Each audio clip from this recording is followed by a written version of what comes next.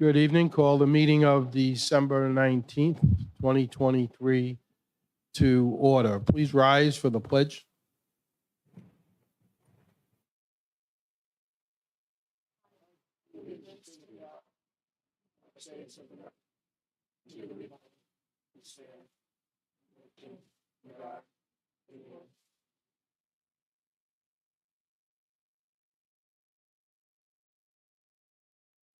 Thank you. Madam Clerk, would you please call the roll of the council? Councilman Fogarty. Councilman Lawson. Yeah. Council Vice President Rego. Yeah. Councilwoman Sousa. Here. Council President Rodrick. Here, the records show that 4 council members are present. Councilman Fogarty has an excused absence, still dealing with family illness. Well, thank you. At this time, we had moved up on the agenda that we have a guest to address us and possibly answer some questions. I think he's probably tired of these questions. He's been in the city ever since the now infamous bridge crisis. As way of history, Director Mark Haywood is a former East Providence mayor. Back when the city had a council member serve as mayor, he was a longtime council member, served as mayor, graduate of our East Providence High School, also an inductee of our East Providence High School Hall of Fame. Mark Haywood has a long history with East Providence. Having said that, I would assume he's going to bring barrels of money for us with that towny background. But nevertheless, at this time, it is a pleasure to invite Director of the SBA region, Small Business Association region in our area, Mr. Mark Haywood, to the podium, and we would invite you to make any opening statement you'd like, and then I'm sure we'll have a few questions for you. Thank you, Mr. President. It's great to be here. I can honestly say I haven't been in this room for a very long time. It brings back a lot of memories, some good, some not so good. And it's the United States Small Business Administration. We're a federal agency. I have been with SBA now for 34 years. I have exactly 7 work days left, 11 calendar days before I retire, with 41 years, 7 months in federal service. That doesn't mean, Mr. President, that I'm going away.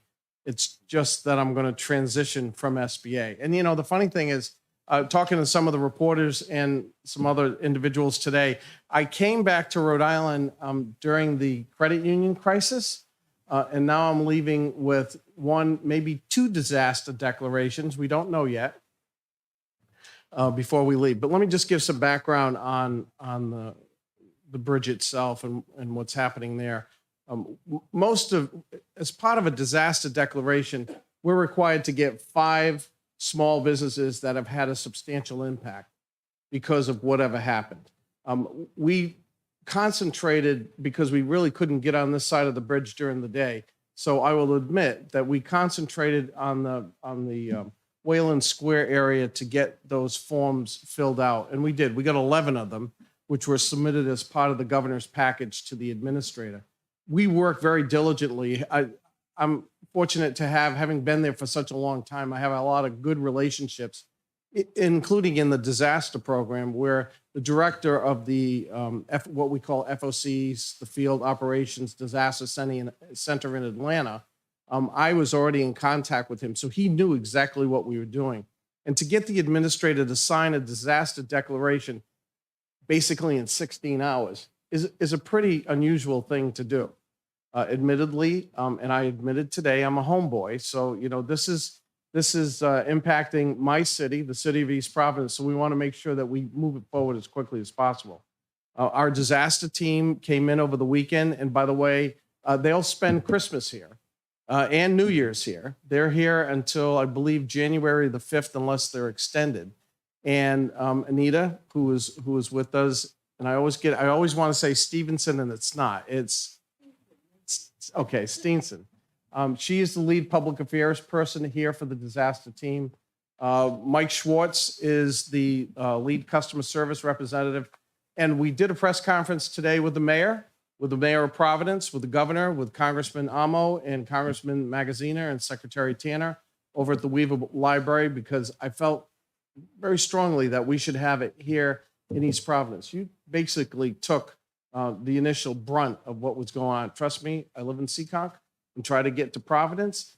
It was a real challenge to get through the city of East Providence. So the long and the short of it is, with the approval of the administrator's declaration, it provides low-interest loans to affected businesses, and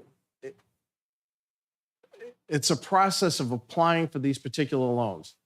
Mr. President, when we had the opportunity to walk with the mayor down Waterman Avenue, there are a lot of businesses telling us, I don't need a loan. I don't want a loan. I don't want more debt. I don't need more debt. So we completely understand that. But we always tell people if you want to move forward, make the application. If you don't want to take the loan, that's fine. Nobody is twisting your arm to take it. But to have the application there and do that is very important. I've done two other things, because a lot of the businesses, particularly small businesses that are hospitality in nature, that are retail in nature, have SBA loans anyway. And just the number of places that we went to on Waterman Avenue, 2 out of the 3 of them actually have SBA loans. So what I have asked the lending community is, they have unilateral authority given to them by the SBA to do deferments. They can do 3 months, they can do 6 months, and then move to 9 and then 12. Basically what this does, Mr. President, members of the council, is it enhances the cash flow of that particular business by not having to pay their loan over that period of time. We're also, I made a request to the disaster office in Atlanta yesterday. I don't know, all the days are kind of melding together right now. And we requested that, because 11,598 small businesses in the state of Rhode Island, I don't know how many in East Providence, because I didn't have time to go back into the system and look, but a significant number have COVID idle loans already on the books. We have asked them to also defer those loans if a small business has it, so that they can, again, enhance the cash flow. So we're basically doing everything we can. We brought in an expert today from the Rhode Island Small Business Development Center, who is an expert in hospitality and in restaurants in particular. I think we may have been successful in helping one restaurant on Waterman Avenue, and hopefully we'll be, and we have both SCORE and the SBDC situated with our disaster team over at the Weaver Library. So I think we're in very good shape, but I yield to the gentleman and answer any questions that you have. Thank you, Mark, Mr. Director. We appreciate your efforts. Only Mark. And your, That's fine. your fairness. We've known each other too long. Thank you, Mark. This time, well, and one thing I would just say, and I think you've made it clear, but if we enunciate it so people know that there are not grants available. There are no grants. This is strictly loans, and something may develop down the line with some agency somewhere, but that isn't anything that you can help us with. At this. The SBA has never had a grant program per se, particularly for disasters. The only time that was actually a loan that turned into a grant was the PPP program, well, PPP 1 and 2. That was special legislation during the COVID pandemic that the Congress gave the authority to the agency to make the loan and then to forgive it. There were some that weren't forgiven that had to be paid back based upon not accurately reporting. But no, the agency does not have grants. Thank you. Clarifying. Members of the council, Vice President Rigo. Mr. President, thank you. Mark, thank you. Never thought the day would come that I, councilman from Ward 1, be asking you a question, being a former councilman from Ward 1. So first, deservedly so, your retirement. You did a great job for the city of East Providence and for the state of Rhode Island and the country. Getting back to this subject, are the loans at 3% interest? Is that going to be the rate that I read or The heard? loans are at 4%. 4%. And if it's a not-for-profit, the not-for-profits are at 3.25. No, I think it's 3.25, 3.25, because and remember, this is all pegged to the Treasury rates at the time. So, and that's basically where we're at. I mean, during COVID, they were just a little bit less, but if you're in need of capital moving forward, if you were to go to a bank today, I think you would be paying somewhere between 7 and 8%. Correct. And so you're saying it's deferred. You're saying deferred 3 months, 6 months, and We're asking for deferments on existing SBA and existing idle loans. Basically on this particular loan, if you get a disaster loan from this particular declared disaster, that is deferred for 12 months. There's zero interest, zero payments for a 12-month period. Correct, Anita?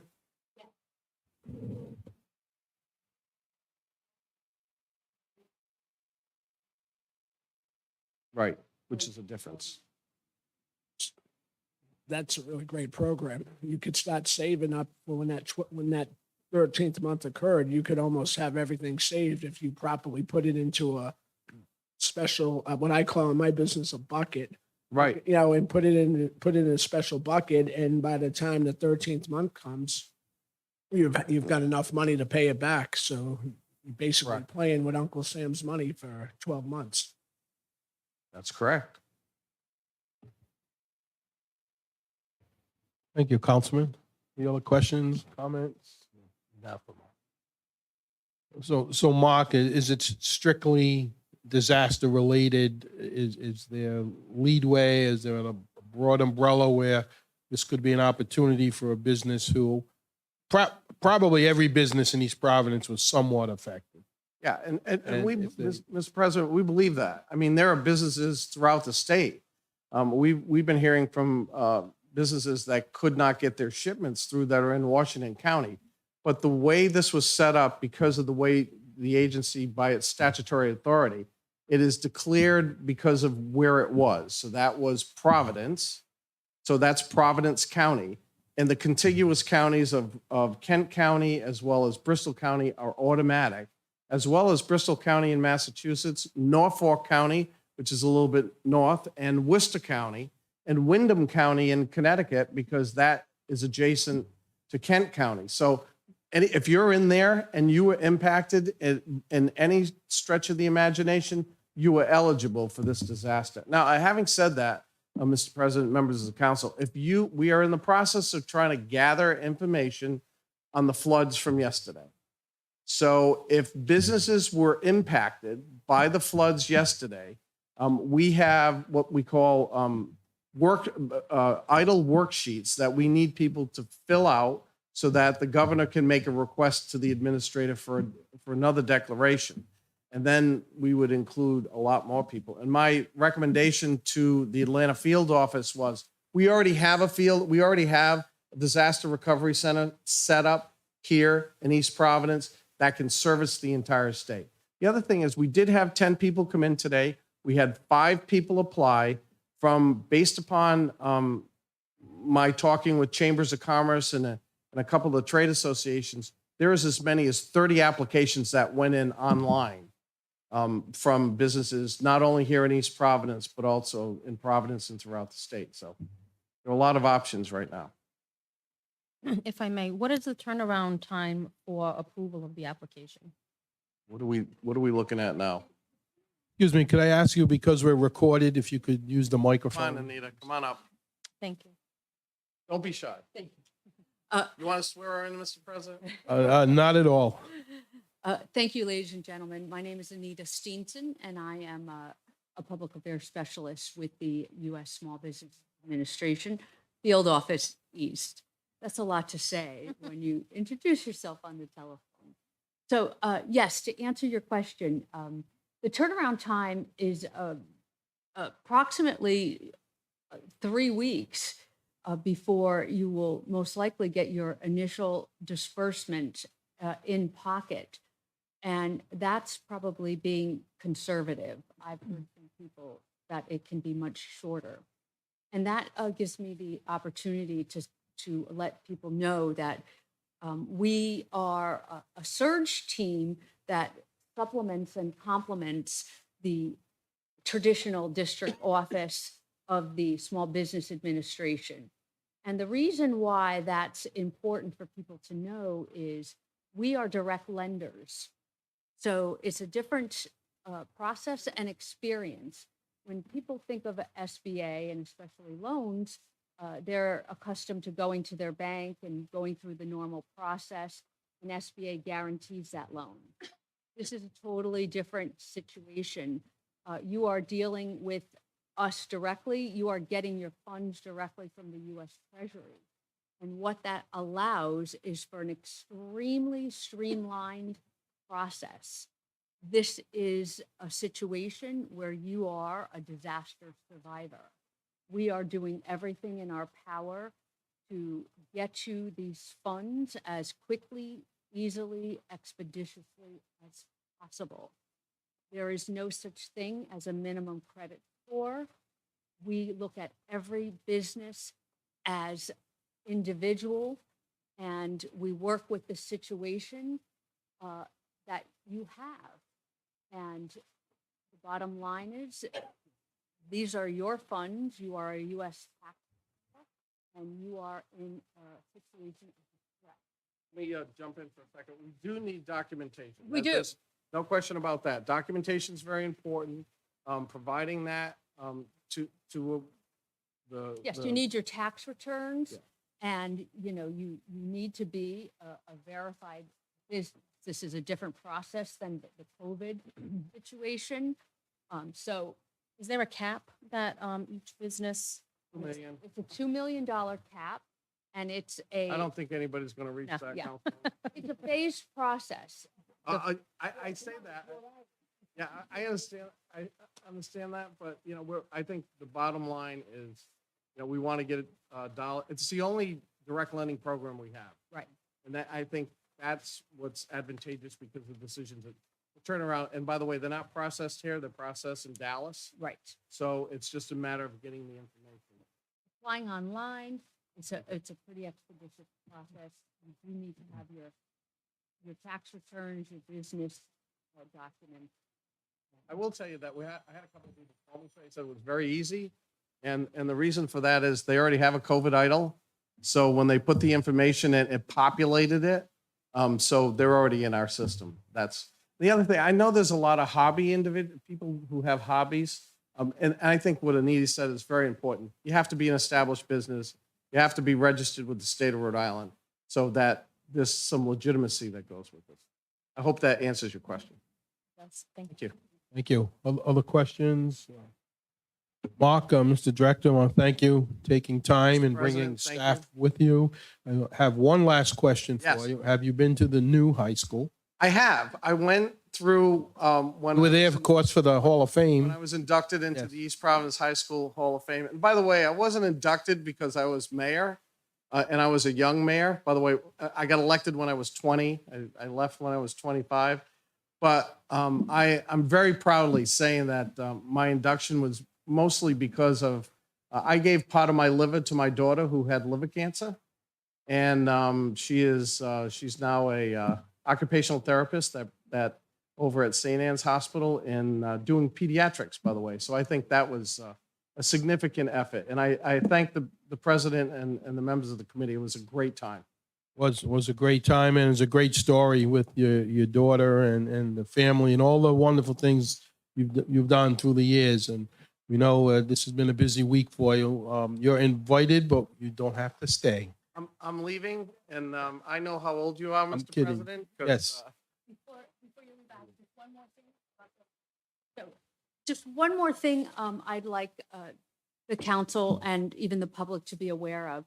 The disaster arm of the SBA, depending on the type of disaster that gets declared, we give loans to homeowners and renters in addition to small businesses.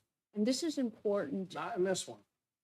in the event that, especially with the flooding that happened recently. The only way that's possible to happen is if people are diligent in reporting what they've suffered in terms of damages to their local officials. And I'll leave that to your local officials to direct people as to where to call and send their information. Nobody should, count themselves out. There's no guarantee as to what can be provided, but certainly you have to give that information to your local officials so that if it's possible to get any sort of, other relief, people, that's, all sorts of folks, homeowners and renters, not just businesses, need to let the Right. local officials know. Yes, I'm talking. about Flooding, right. flooding that has Okay. Nothing to do with the Thanks. current. Thank you. And please send me an invitation to the retirement party if there is one. Thank you again for coming. We appreciate it. Thank you, Director.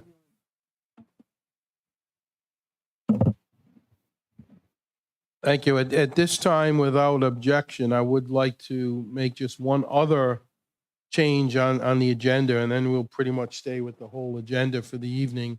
I would like to invite or ask DPW Director Dan Borges if you would come forward. I know you do have a commitment a little later, and before you update us on the 2 or 3 items that I know council members have been asking you about, I want to say we certainly won't object to moving you up. I don't think you've had any sleep since this bridge incident. I was at meetings where your plan was to be up till 2 or 3 in the morning making signs with some staff. And I won't go into the whole story, but we really appreciate your efforts in dealing with this problem. So we can certainly afford you a little time tonight to come early before us. Thank you again. Thank you. So I can talk briefly. We have, there were a few items on mayor communication regarding the South Broadway paving. So that the paving of South Broadway will occur, but that will only happen once we clean in line the water mains in that area. So that should be going out to bid within the next few weeks. We're finalizing some plans. Hopefully we'll have that out to bid, hopefully within the next few weeks, awarded by the spring. And ideally, we can start paving some of the roadways by the summer of next year. And I know we're all concerned about that, but those were specific concerns of Councilman Fogarty.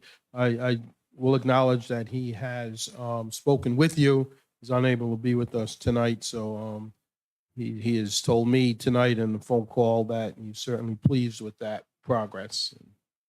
Yeah, and then the other was an update on the Riviera Apartments runoff, which I believe is also Councilman Fogarty's. Same area, South Broadway, yeah. So the issue that we're speaking of here with the runoff, it is a private property issue. It's something that is being addressed. We're working with the property owner to try to help them address issues of runoff on their property.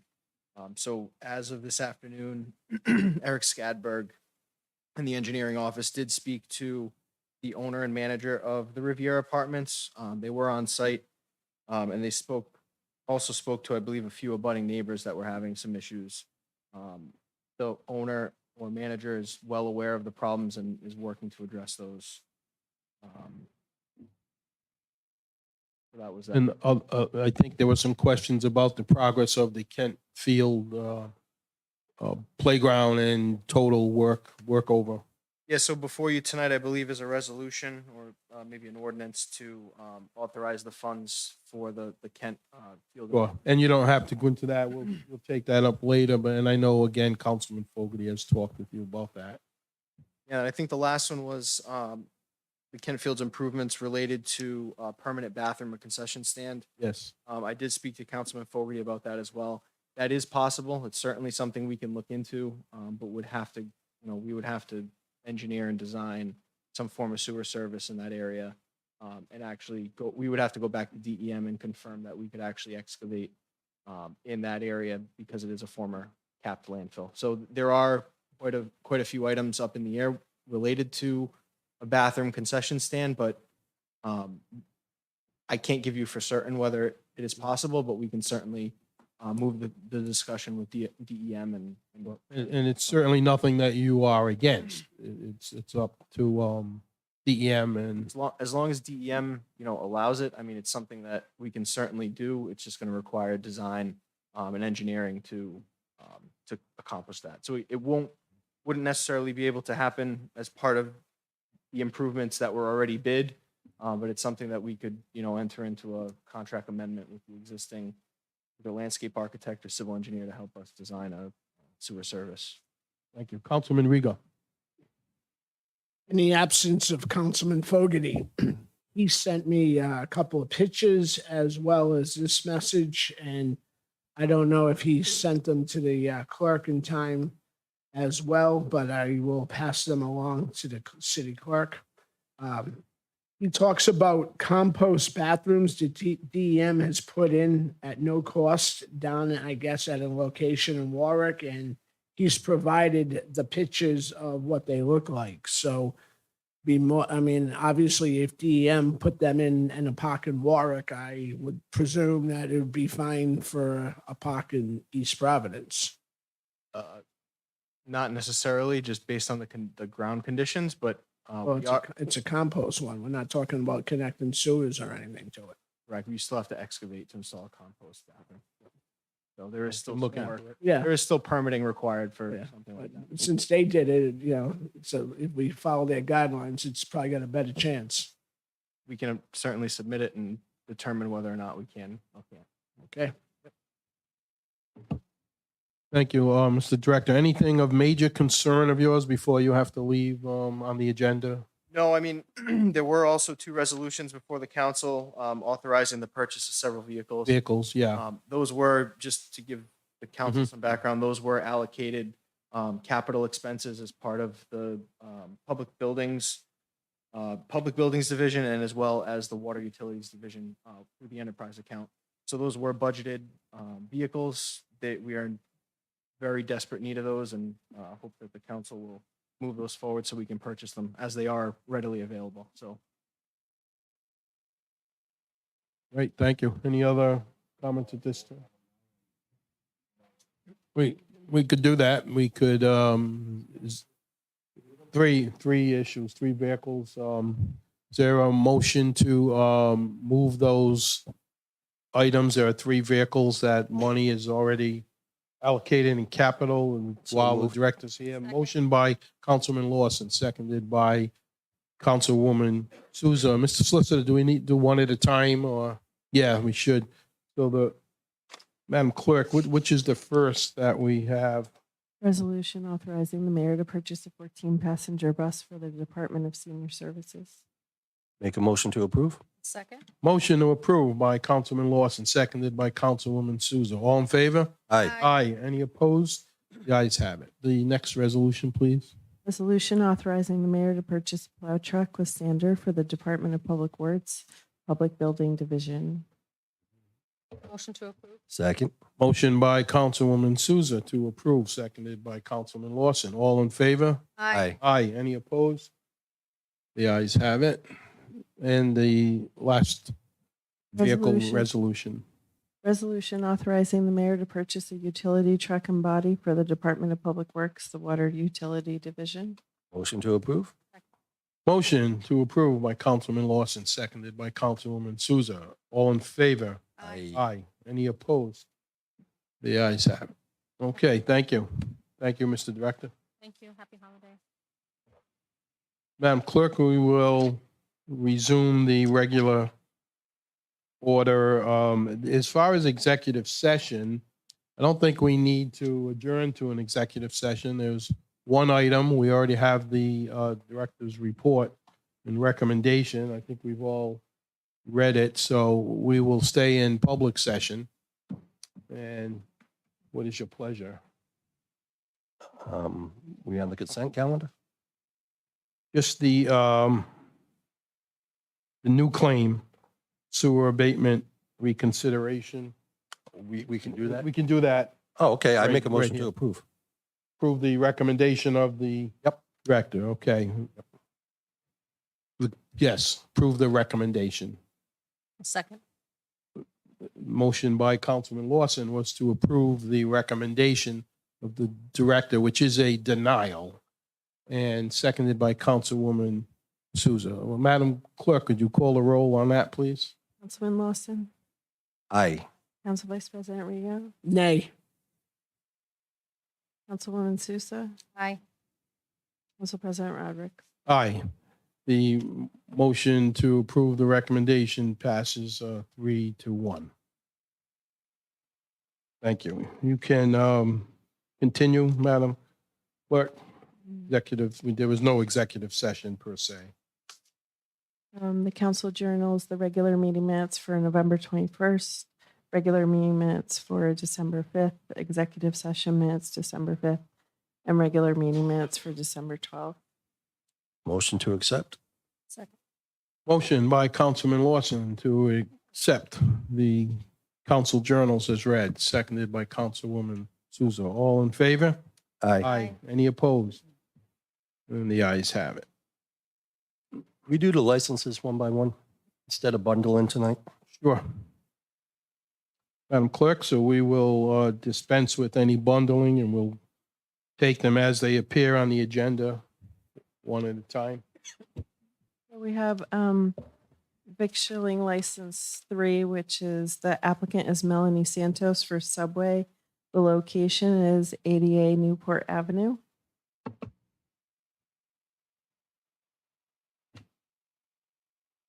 Any questions? This is the applicant is Subway. Is a brand new Subway coming in or is this a new owner? Sorry. Number 80A Newport Avenue. Is the applicant present? Not that you don't have to be in this case. I'll second the motion. Who made the motion? Make the, Councilwoman Souza. Councilwoman Souza moves to approve, seconded by Councilman Rigo. All in favor? Aye. Aye. Any opposed? The ayes have it. Next license, please. I got a question. Sure. We got to get a license for Sundays and holidays? Is that a state law?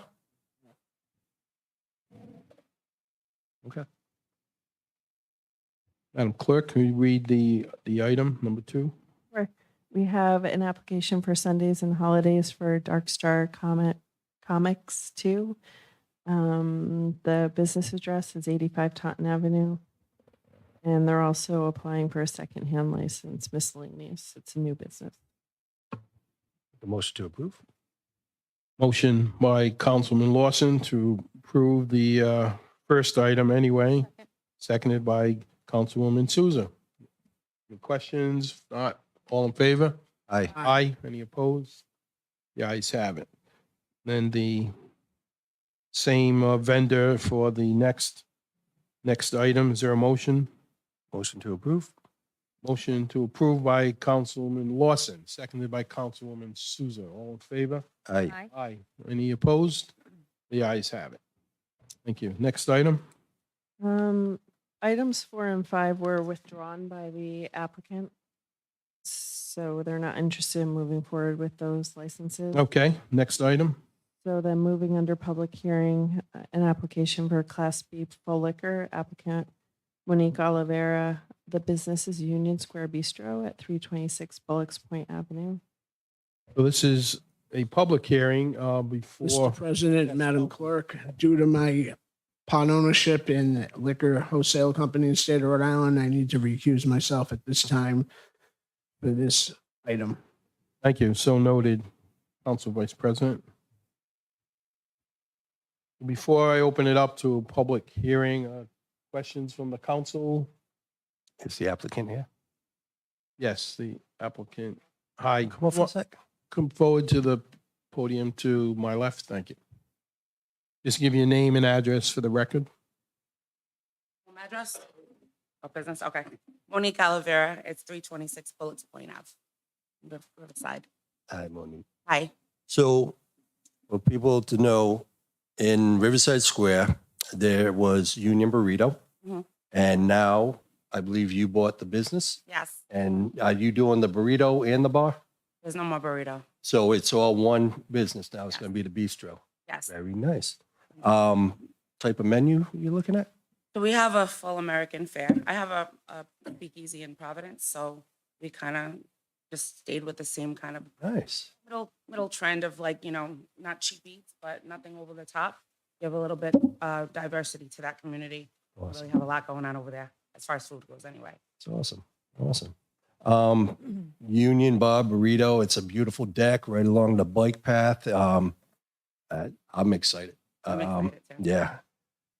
Are we still in the public or is that closed?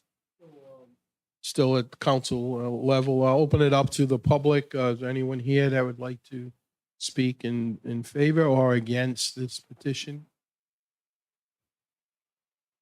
I own Needle and Thread. It's right in 45 Peck. It's right across from 10 Prime and Sushi. We're right behind Capricio's. That parking lot there, we're directly in front of it. Yeah, we're behind them. So like that right there, that big parking garage, we're directly across the street from the parking garage. Thank you. Any other questions, comments? Ask one more time. Is there any more questions or comments from the public? Hearing none, we'll close the public hearing. What is your pleasure, the I'd council? like to make a motion to approve the liquor license for Union Square Bistro. Second. Are you calling it Union Square Bistro? Union Square Beach. Square. USB. Hey, there you go. Plug for that community. It was Plug kind it of in. something interesting. Very cool. Kind of keep the community connected. And Awesome. I'm excited now to let everybody know what's going on because we've had so many people coming in and looking at Oh, it. yeah. So it's been pretty cool. Yeah, we're nosy down in Riverside. It's all good. Motion by Wanted to do like a- well, we Councilman needed the Lawson, seconded by Councilwoman Souza. All in favor? Aye. Aye. Are there any opposed? None. Congratulations and best of luck. to Thank you so much. Keep us in. We're gonna do the dance and Right. entertainment. What are you thinking types So I of kind event? of want to keep it because it's more family-like there. Yep. And my other bar is more adults. So this one is more like having like something jazzy. I'm thinking like Nice. stars outside, bourbon Oh, yeah. lights, things like that. That's awesome. That's the kind of vibe that I'm looking for. Nothing dancing. I mean, I don't know that. Yeah, no, I hear More you. chair Some dancing. people like to sit back and just hear some good music. And exactly that part. So more like saxophone, violinist, like people that sing that kind of vibes. Very nice. Sounds good. And when were you Councilwoman? looking to have your opening? We're gonna do like a soft opening for New Year's Eve just for the family because we're doing the rollout for the liquor menu. We just had a mixologist come in and create our menu, and we also had our chef come in and create our menu, and we've been tweaking it. So we wanted our family and friends to kind of like taste it and see what because they're gonna be honest and really be brutal. So whatever we don't want, we'll take out, replace, what have you, and then throw it out to the public and then start welcoming everyone in. So hopefully for the first of the year. That's the plan. That's awesome. Perfect. Thank you. Thank you. It's all good news. This is also public hearing. Is there anyone here that would like to speak for or against this petition?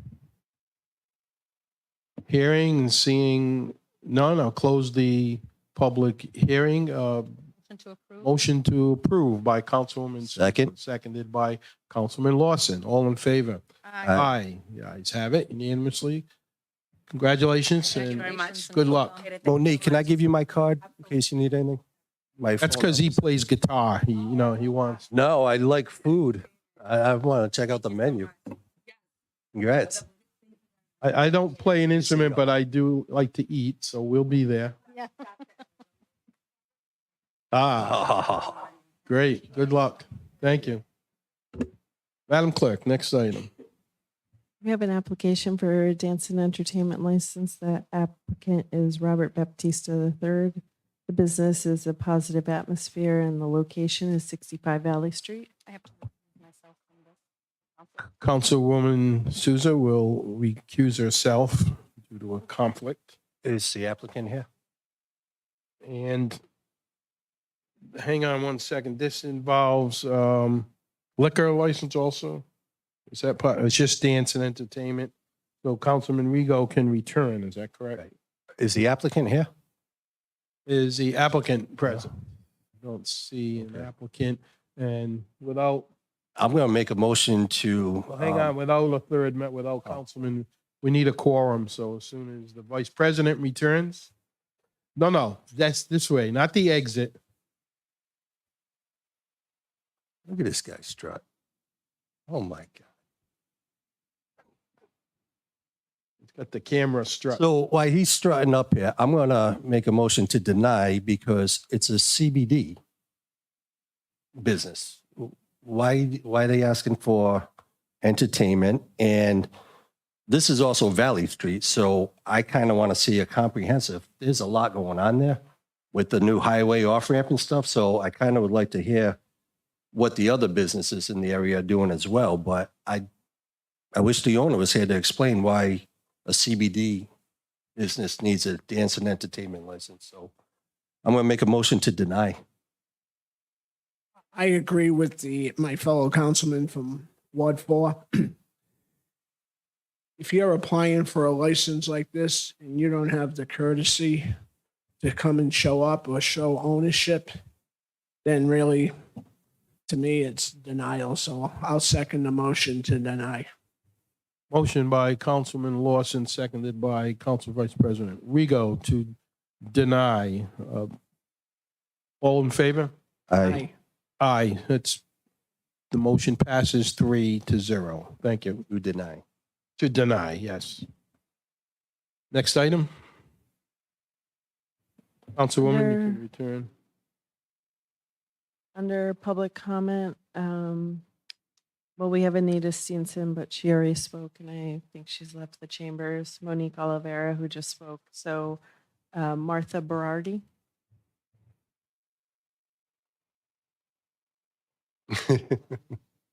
You thought Okay. some people think it's a sign-in, that's all. Okay. And You are have- forced, there's a police officer back there, you are forced to comment. Just kidding. Aye. That's good. Thank you. Councilman Lawson will be buying first. We have Nancy Okay. Bell to speak for public comment.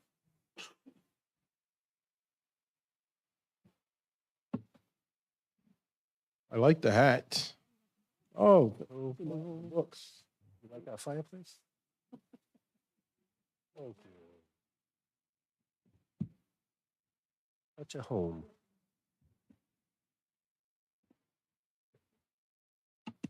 Before you start, Mr. Solicitor, do I have to record this gift for the?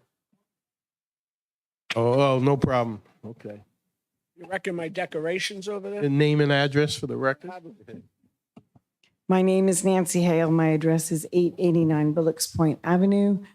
Because it's just before Christmas, I'm going to be very quick tonight. Also because of the highway closing and the storm and all of it. I have been giving this book, The Future We Choose. It's about the climate crisis. And the only thing I want to say about the climate crisis, well, tonight, is the word crisis. And in many languages, Japanese as well as Chinese, crisis is the same as opportunity. So I just want to remind all of us of the opportunity that we have in addressing the crisis of climate and specifically the plastic at the bottom of the bay, which we have 2 inches of microplastic. So I'm looking forward to working with anybody and everybody who is willing to focus on reducing unnecessary plastics like plastic coffee lids, straws. And I'm not going to go into it tonight because it's the week before Christmas and we've had 2 crises in the past week. So, but that's for January. Thank you, Nancy. Thank you very Merry much. Christmas. A nice holiday. Thank you. Thank you for the book. Next item. Is there someone else I should say? No? Okay. Next item.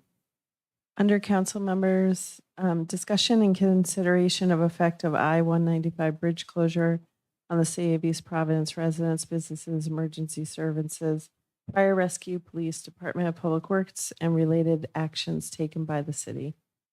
Thank you, Madam Thank Clerk. you. I put this on the agenda, assuming that all of us wanted to make a comment or ask questions. So I'd open it up to the council. Councilwoman Souza, did you want to start? Sure, thank you. So I just want to congratulate everybody on making it through that week. I know it required a lot of patience, a lot of self-restraint during hours of sitting in your car trying to get to wherever it is you were going. And there's a certainly a level of frustration and anxiety that was surrounded by that. And so we appreciate, though we, and I speak the city, had no knowledge or direct control of how that occurred and what transpired after that. Sort of, we understand we were in it with you, as we also had to get in and out of the city ourselves and travel throughout the city. It was also very difficult, and we were boots on the ground with you on that. I will say a couple of things. One, I feel that it was disingenuous for comments from the state to say that this was something that they didn't know about, that their plan would have taken a couple of weeks to implement on the highway, those 2 lanes, when we clearly saw it was able to be done in a couple of days. So my disappointment in the lack of urgency in which they took care of the situation was gravely disappointing.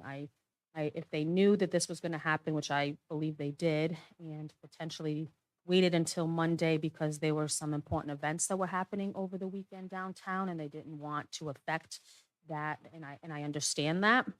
But then they could have implemented those highway changes, those 2-lane bypass, maybe on Tuesday and Wednesday, instead of waiting till Friday and putting all our businesses and residents in neighboring cities and towns at high stress and anxiety, which was, I feel, slightly unnecessary.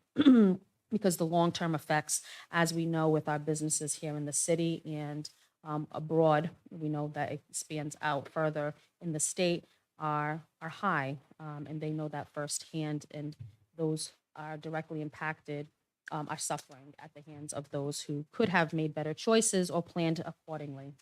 I will say collectively, our administration here in the city, along with our city officials and leaders, did work tirelessly for the first 48 to 72 hours to come up with plans, trial and error. And I know that, especially in the center of the city, having put those do not enters into those side streets to reduce that congestion were greatly welcomed and appreciated by all of the residents who lived on those streets that then now could get in and out of their own driveways to leave and get into the traffic that everybody else was in. I do think that we don't necessarily probably still need them now, because I think that they're a little bit more of a hazard, because again, they're blocking the in and out of the streets. So I just don't think that it's probably necessary. We could probably start removing those. And I know some of them have been removed, but I think, bigger picture, they probably all could be removed at this point.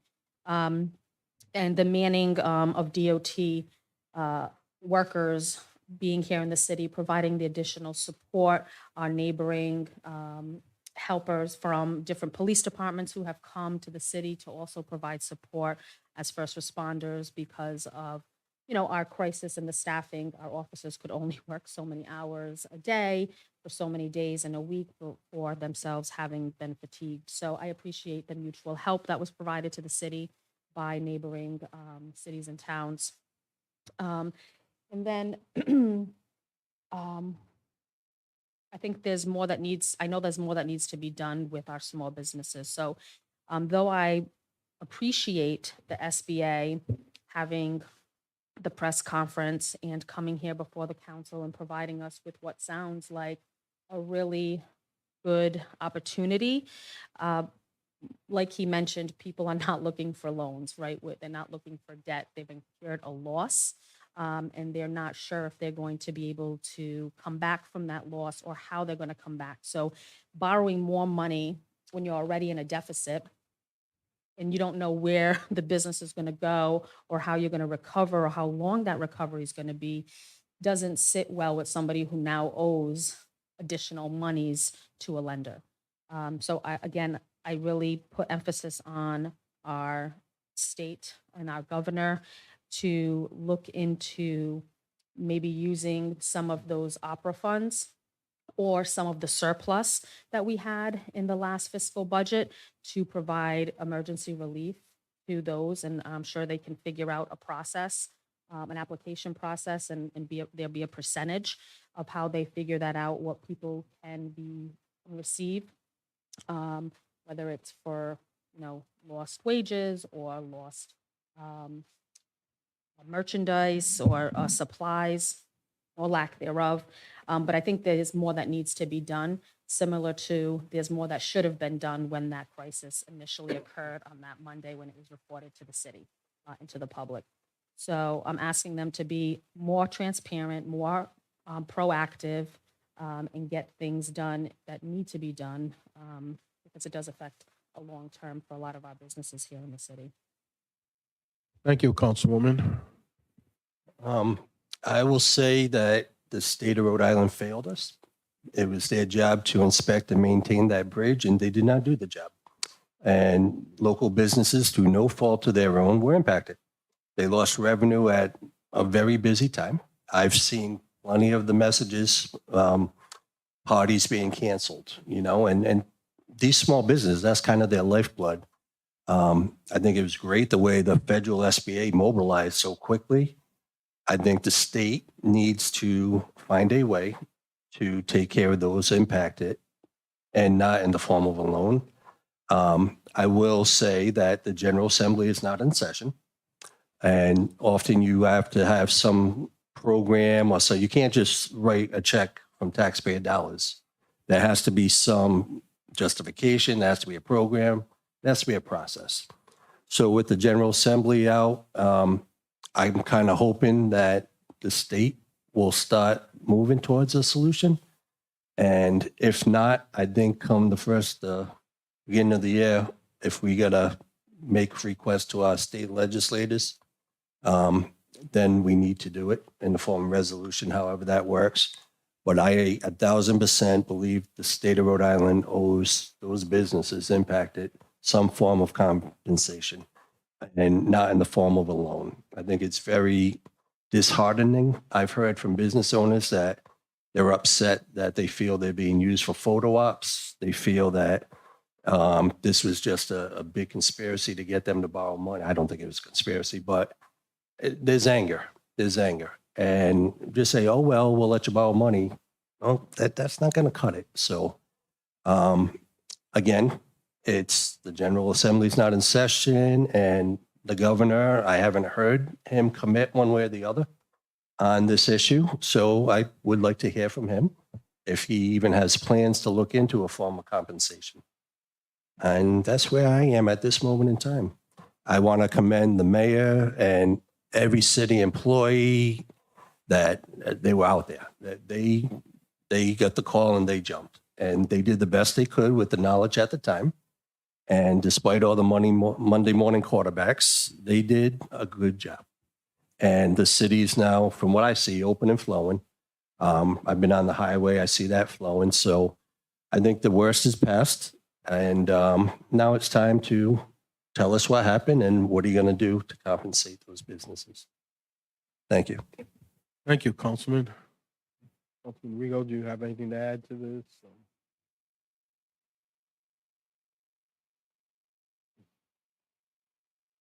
It's Christmas week now.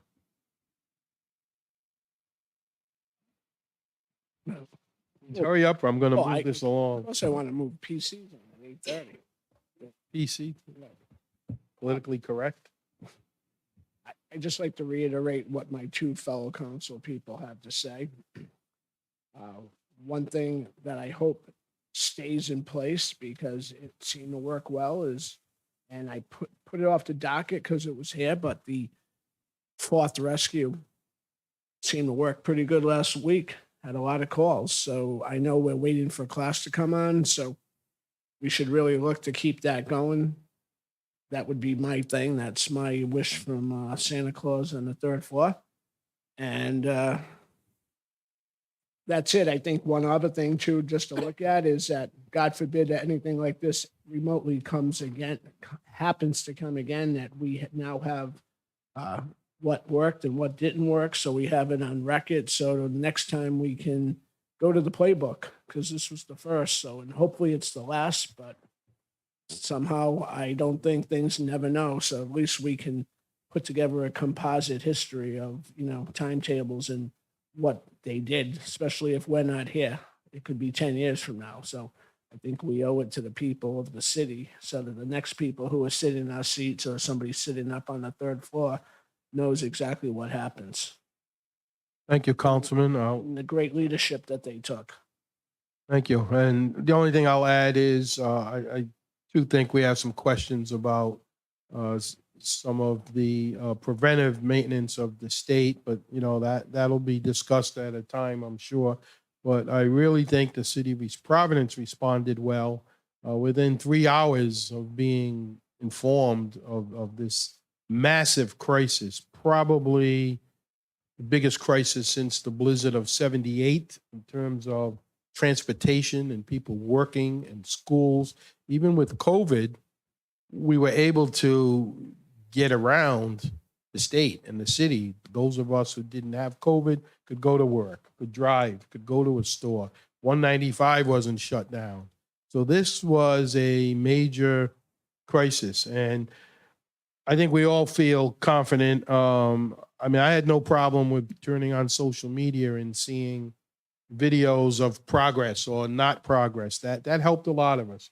We no longer have a viable statewide newspaper where we turn for news. As I've said before, we used to have 2 issues a day of the paper, a morning and an evening. That's long beyond us. So I would just save my final comments to salute the unsung, I'll use the word heroes now. We have a long way to go. This is not over yet.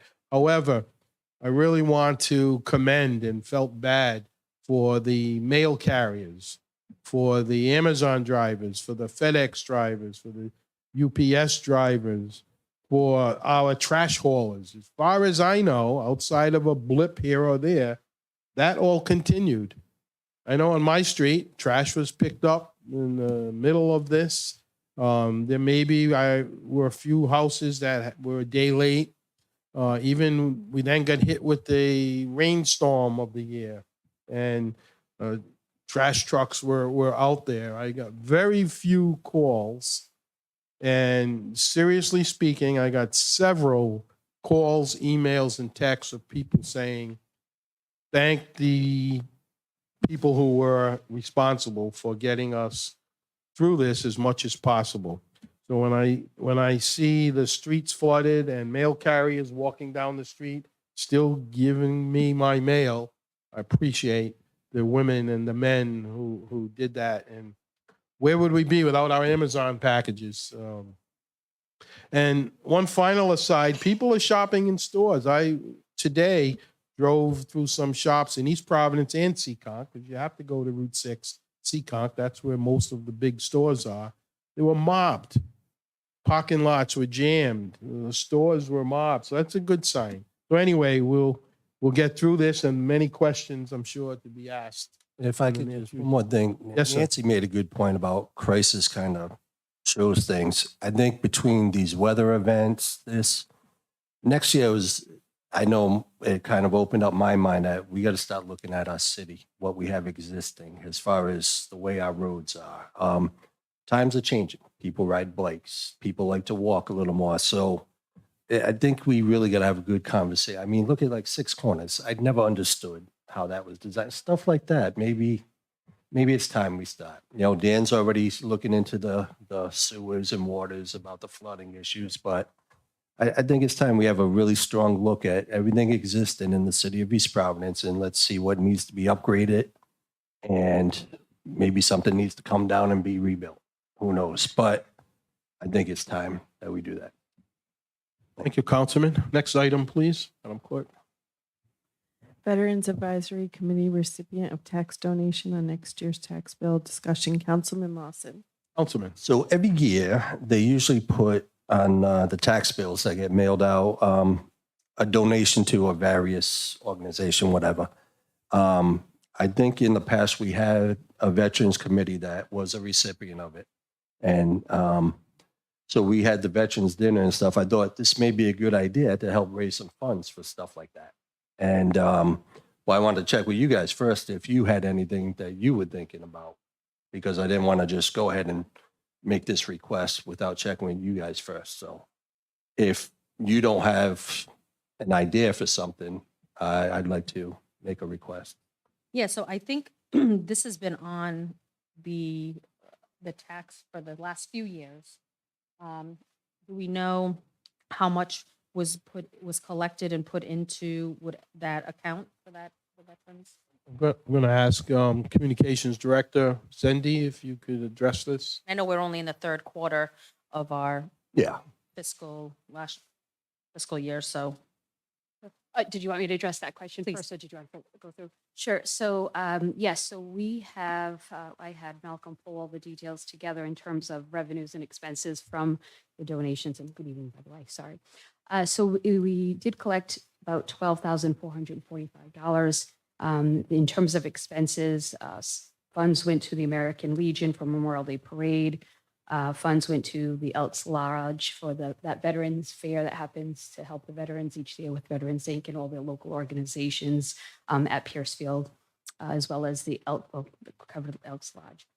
The Veterans Day, it says parade on our notes, but it's actually the Veterans Day ceremony, Bristol Fifes and Drums, which provided entertainment for the first 2 years on a volunteer basis, and then they charged us the most recent 2 years. The wreath that we lay there, that comes out of that as well. So those are the totals. So that in terms of expenses, it's about $5,200, and then the balance, we still have $7,245. To answer your question, Councilwoman. And where's that money line item under where? I would have to double check with our finance department, but it is pulled separately. And I don't recall the tax bill. What was, the donation was for veterans? So on your tax bill, I'm not an East Providence resident, so it doesn't say, I don't have it in front of me, but it does say if you'd like to make a donation in the little notes box on your tax. Does it leave the option open for any amount, or is it a $1 thing? Nope, it's Any amount? Any amount. Just an empty slot with $1, and then you can just fill in whatever. Okay. Either for those who give quarterly or pay quarterly, they can donate quarterly, or they can just donate maybe on the fourth Sure. quarter or the third quarter. So, Councilman, is there a way we can just kind of combine this and have Absolutely. the advisory committee work with, Just, rather than two separate? absolutely, Yeah. absolutely. I just wanted to be able to have some Yeah. funds available for, Yeah. like, we're going to be looking to do some veteran expos. Right. Well, I'm glad you Um, brought it up, and we have some stuff like that. new Yeah. people that are Mhm. very active, so I think Yeah. we can leave it And if- alone. and, If the wording's the same, that some funding will go towards veteran causes, I'm fine with that. And if I may, Councilman and Council Please. President, through the Council President, we are in the process of bringing on someone who will be able to be an opioid coordinator as well as a veteran services employee. So that obviously they would be willing to work with the advisory committee or committee to be able to see that these funds are used and to continuously used for our local veterans for these kind of events as they have been. and it's strictly for veterans. There's nothing else in the budget that can attach that. It's, Based on everything we've pulled, Pulled out. everything's been used for our veterans between Right. Memorial Day, Veterans Day, and our local fair, which is to help our veterans with jobs and any needs they yeah, have. I'm good with it. I have Councilman. one question to the solicitor on this matter. Councilman Lawson's organization, organization, committee, would they need to make a request to us and then to allocate the money? Then we would go to that, then we would go into the city fund, right? That's the process, I would presume? I'm assuming that's the process, yes. Okay.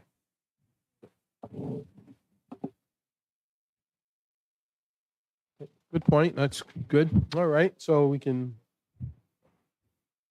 if you're satisfied, then that's good. Communications, good. Thank you. Next item. We have adopting the annual 2024 meeting schedule. So this is standard, obviously it can be subject to change as things arise. I'm not going to read all the meetings, but this just sets the schedule for next year's city council meeting. There's no questions, I'll move to approve. I just have one request. Sure.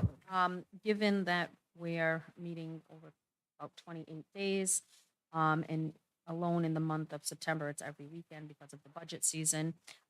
Typically, the council gets at least a vacation month or equivalent to 4 weeks of not having any council, excuse me, meetings. And this calendar doesn't have that, so I'm asking that the council consider striking the July 2nd, which is that people usually go away for the 4th of July, and giving the council the 4 weeks in July as their vacation.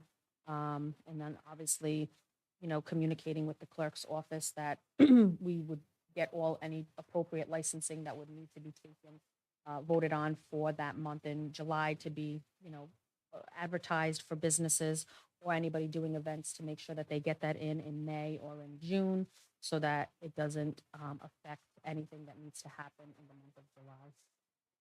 That's a very good idea, that one meeting in July. And if I recall, last year, we got slammed because we took Yeah. one meeting a month, and then when we came, we were like, oh my God, maybe we should, We had a big July, but yeah.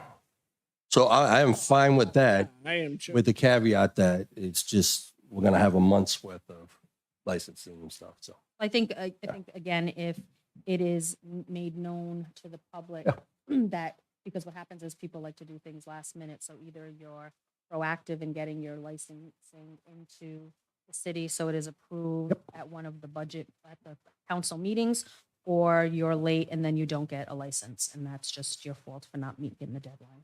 And there are always emergency meetings, at least the quorum, Of course. and show up if there's another bridge closure somewhere or something. So you're saying let's get rid of the July 2nd? Everything else stays. I'm fine with that. I have an idea. I like the idea. So if we move the June 18th meeting to June 25th, so that gives us a little bit more time if any organization needs any licensing, so that doesn't put stress on the clerk's office. I think that would make sense if we're going to get rid of, because now we're going you're basically going 6 weeks without a meeting, and that's too long. So I would say June 25th, if we're going to strike the July 2nd, and I will bet everybody here dinner that we will be here in July for some reason. Not I, sir. Not you, but anyways, there'll be at least 3 of us. The record on that. Yeah. I also like to note and point out that this is going to be our second year, and some people might like it, and some people might not like us sitting up here for second year. But I want to commend the clerk that we hired to list all the budget dates, meetings.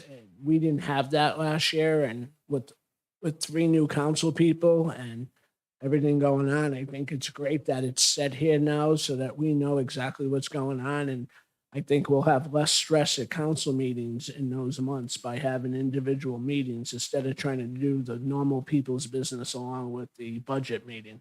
I commend you, Madam Clerk, for that. Well said. So I'll entertain a motion that would be to approve this meeting schedule with 2 changes. June 18th would now become June 25th, and we would eliminate the July 2nd. Of course, subject to change. Is there a motion? Was, Anna, you good with 25th? Yes, I'm very. Okay, I'll make a motion to approve. Motion by Councilman Lawson to approve the dates is stated. Second. Seconded by Council Vice President Rego. All in favor? I, Aye. Any opposed? The ayes have it. Thank you. Next item. you want to push this to the end? An ordinance and amendment of Chapter 19 of the revised ordinances of the City of East Providence, Rhode Island, 1998, as amended, entitled zoning.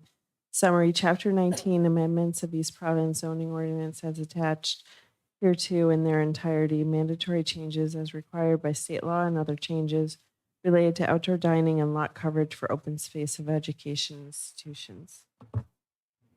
Thank you. And this is also public hearing. We have a presentation. If you want to come forward, Mr. Director. I know you've already presented to us a couple of times, but if you want to summarize and then see where the hearing goes. Thank you. Thanks for having me here. So as discussed in a few previous meetings. And, all this was brought about by the several bills that the state passed. They were passed by the General Assembly last summer. As you know, the bills were the result of the ongoing housing crisis with laws that were failing to address the problem. Rhode Island was last in housing production per capita out of 50 states.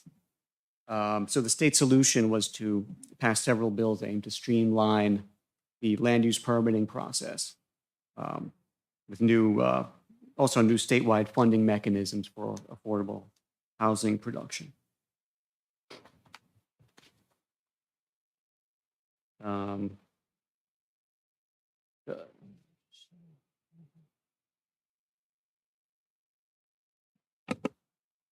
That's fine. Thanks. As far as the adoption process, the bills are effective January 1st coming up. So all local zoning ordinances and subdivision regulations need to comply by that date. So that's a very short time frame, considering the scope of the change is required in the hearing notice requirements. The state has funded consultants to help communities update their regulations, and the state created templates with model language to base communities' local changes. This is step 5 in the 5-step process that we came up with here, which involved 3 different boards or committees or councils, including yourself.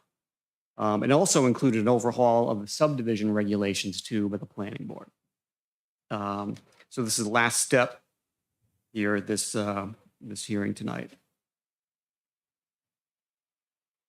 So these changes, because of all the bills that were passed, are pretty all-encompassing, dealing with all the sections of the ordinance. So to help with the process, broken out with changes are required, with no discretion, with some discretion, or which changes are fully optional, that staff consider beneficial and easy fixes that could be addressed while we are under the hood here. So first up, this summary of changes requiring no discretion. These are the ones that the state said in the bills. You put this language in there. Some of these are more weighty than others, but things like added definitions, updating the zoning board appointment and quorum rules to comply with the city charter and state law from 2022. There's a new process for uses not mentioned to be allowed by special use permit in some cases, if it's similar to use in the regulations already. This is one of the big ones here that changes to dimensional variance standards, lowering the bar for hardship. Variances revolve around the concept of proving hardship to the board. Financial factors are now okay where they weren't before. They update public hearing notice requirements, updates the appeals process with more applications going directly to Superior Court instead of the zoning board. One of the things it does is adds unified development review, where the planning board has to hear requests for variances and special permits for applications that are already under their purview, to have more of a one-stop process. So if someone comes to a planning board with a subdivision and they need a variance, the planning board can just give them the variance that night. Yeah, if they meet the standards, they have to meet the same standards that they always did to the zoning board. The changes add additional relief for pre-existing undersized lots. So setbacks and other dimensional requirements can be proportionate to the lot size. It amends requirements for land development projects and development plan review, with a lot of the details moved to the subdivision regulations. Another change is it amends the waterfront district's inclusionary zoning requirements, where their minimal affordable units increased from 10% to 25% with the required density bonus.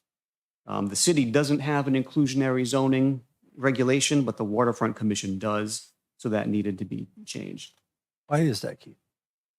Why did it? Why is it only the waterfront districts that require the affordable housing 25%, not the rest of the city?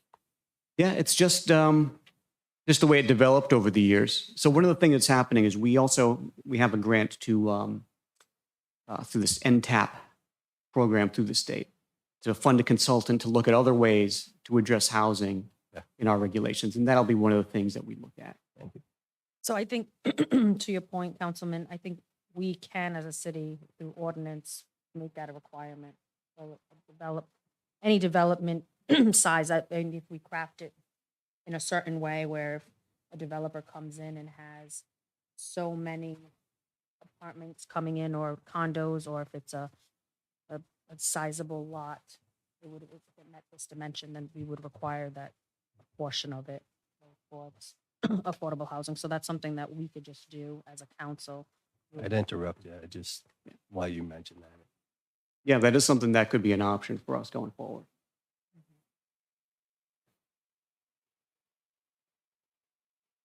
As far as the changes that require some level of discretion, these are changes that the state requires, but the degree to which the zoning regulations are changed is left up to the communities, usually within certain parameters. So the first of these is relief for adaptive reuse applications. These are applications that repurpose existing commercial buildings for residential or mixed use.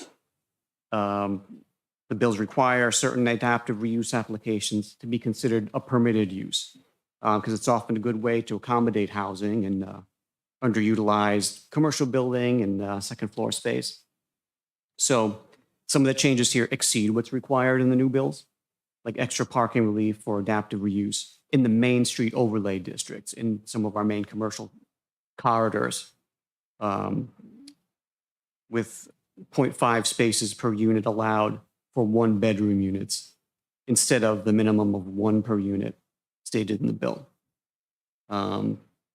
Staff and the planning board now recommend a maximum of 25 units per acre in cases where the reuse is 20% affordable units in the mixed use overlay district versus the minimum of 15 units per acre minimum bills. So this density that's being recommended is decreased from our initial draft in November 27th.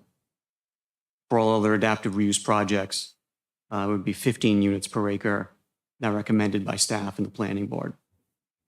And these projects would be exempt from minimum floor area and usable lot area requirements and zoning, even though the building and fire codes still apply to anything like this.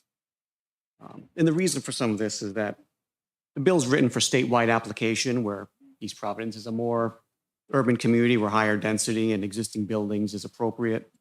The staff's minimum of 15 units per acre seems a bit low for the city's main commercial corridors. And increasing density here meets our goals of revitalizing our commercial areas, preserving historic buildings, and adding needed housing. Other changes in this category, the proposal allows dimensional modifications. This is limited relief from zoning granted by the zoning officer of up to 25% rather than the bill's minimum of 15% to streamline the process for more property owners. Our regulations now say 10%. So as it stands right now, the zoning officer can administratively on his own grant a relief for 10%. Let's say someone wants to go 10% into their required setback, that can be done. There's a process for notifying abuttering property owners. If they object, it goes to a full variance before the board. So that process would remain. It would just go up to 25% in an effort to streamline the process. Some of the other changes in this category, there's several modifications made to the use table to conform to state law about special use permits. With these new bills, all special use permits now have to have criteria that are specific to that use. And if not, the use is considered permitted.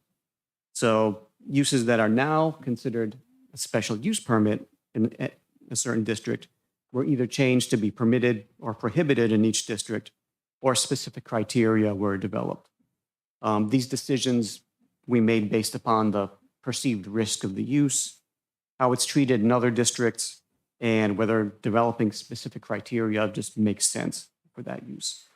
So this here is probably the biggest reason not to delay any decision, because all these special use permit uses in our regulations now will just be permitted after January 1st.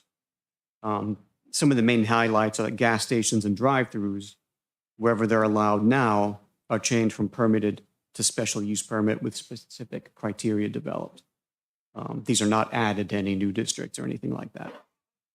Hotels are no longer recommended to be added to different commercial zones, as was in the draft that was sent out.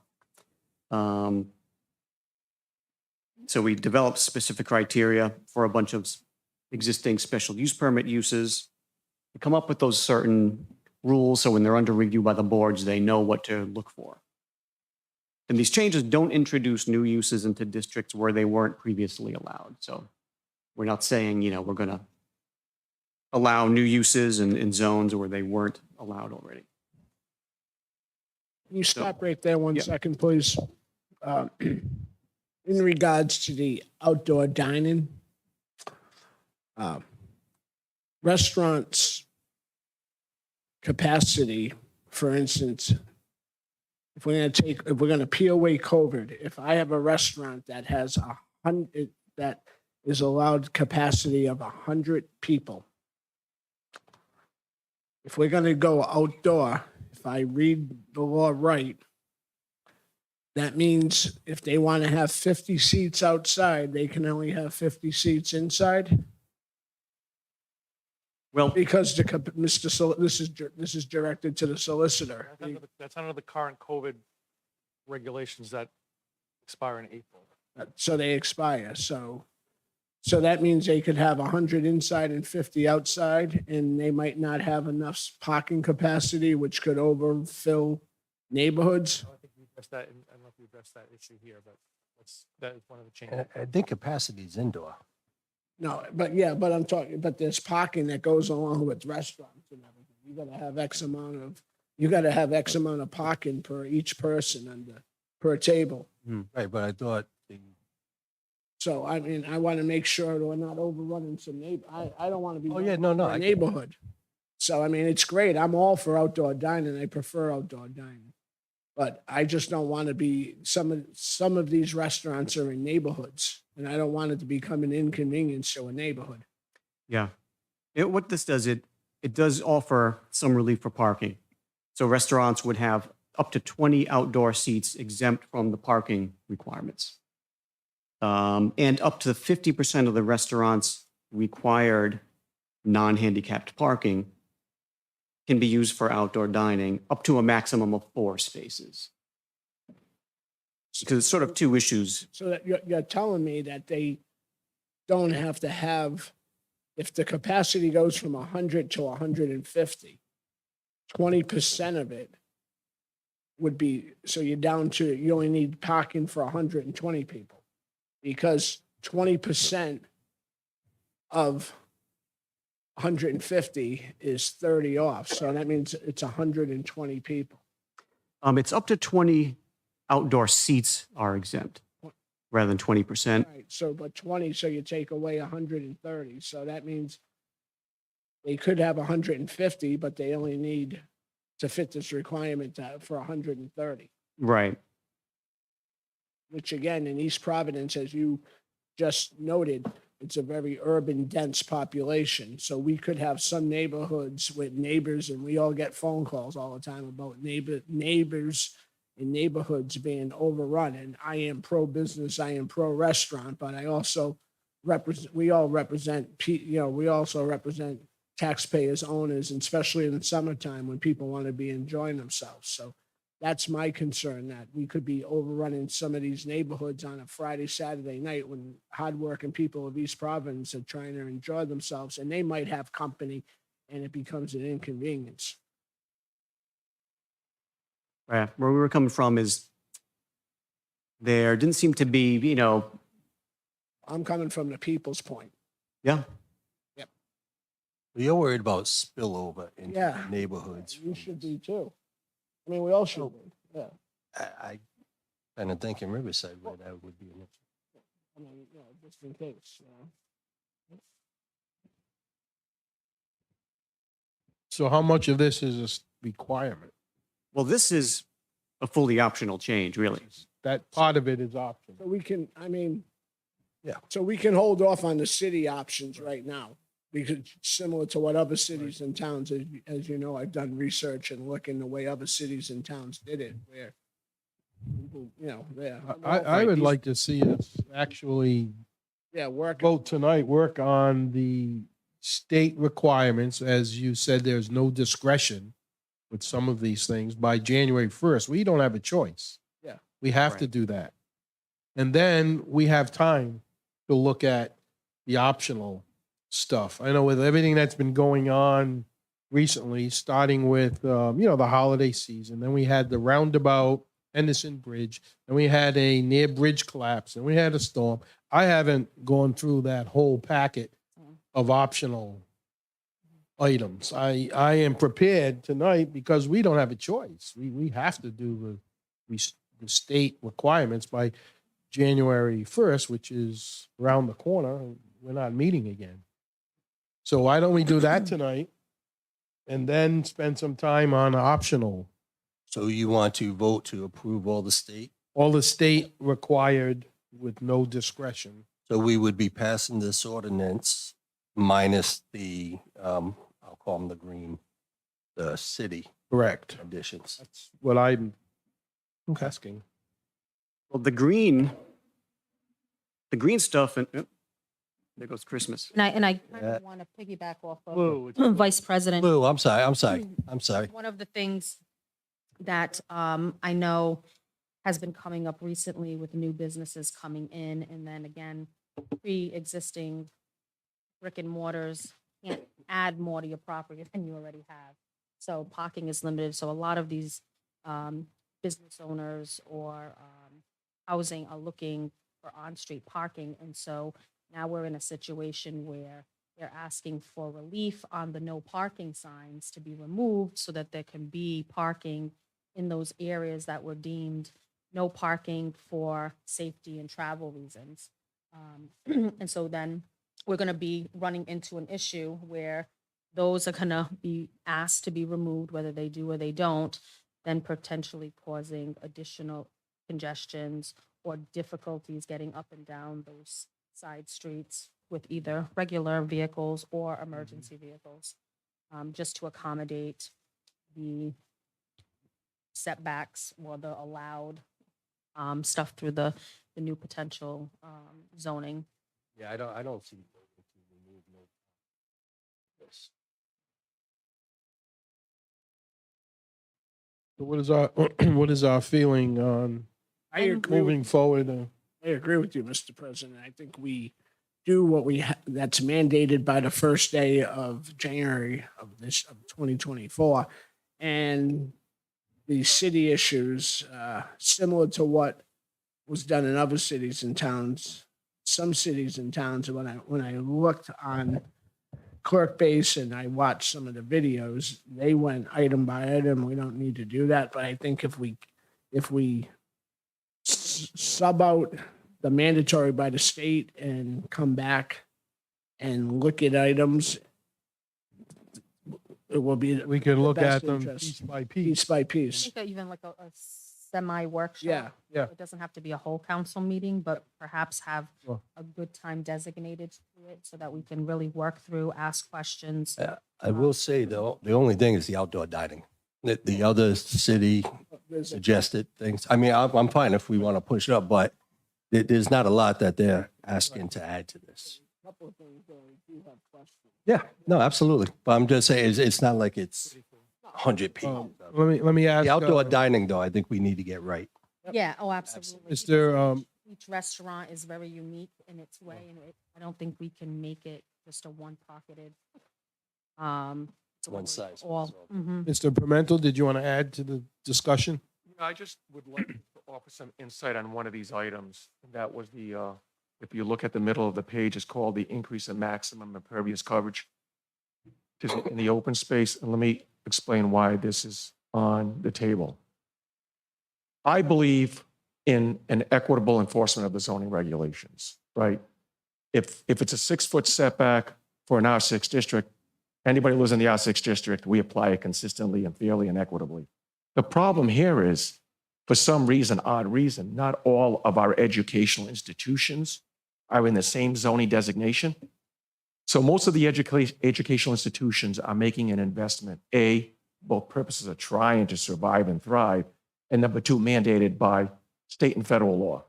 So for example, the Gordon School is revising its eating area, its lunchroom, and they wanted to put in a walk-in cooler, and I had to deny them because they're in an open space, which limits them to 10%.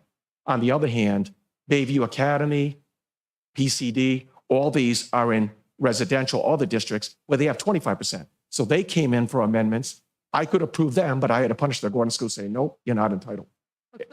But couldn't they just go for a variance? They could. So the Gordon schools had to go for several variances for minimal improvements. They were at 13%. The other schools start at 25%. So they don't have to. They keep getting approved. It's just not an equitable Sure. enforcement of the law. That was the only reason. I'm not even asking to bring them up to the levels of what the other schools could do because they're in a different district.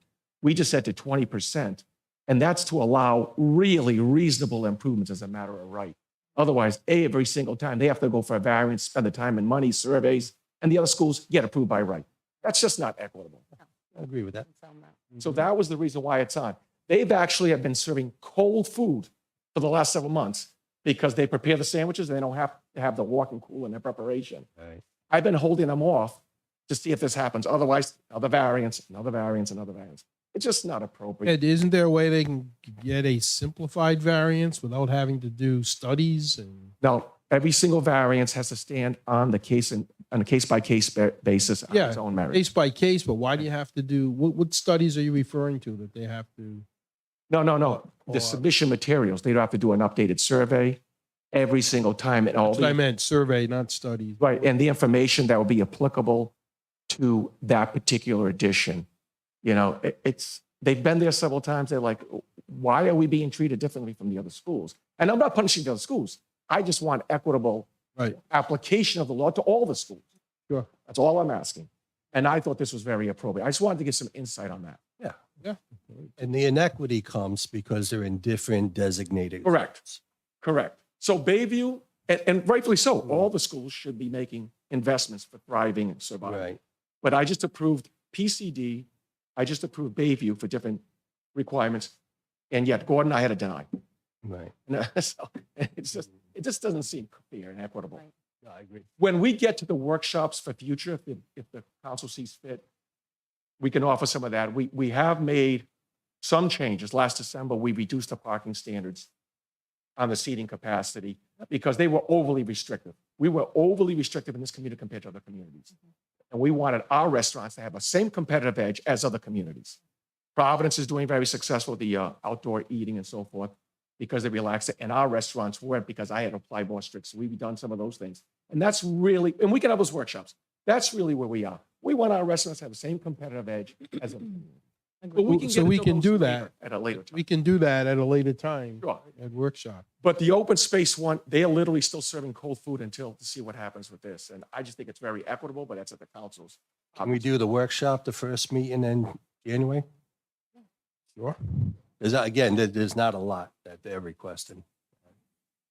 Yeah, I mean, unless you want to include this one thing. I'm ready to vote, but if you guys want, whatever you guys decide. I mean, does that help if we do what is required plus this one? All right. then Well, we can do that. we can do that. Let's have a little common sense here. So, what's that? I will be there for lunch, yes. No, they have to get the cooler. Yeah. So let's do that. Let's have a motion to, Well, I do have a couple questions. okay, go Can ahead. you just, because when you guys start to read, you're going to hear unified review process. Can you just kind of what that is, who does that process?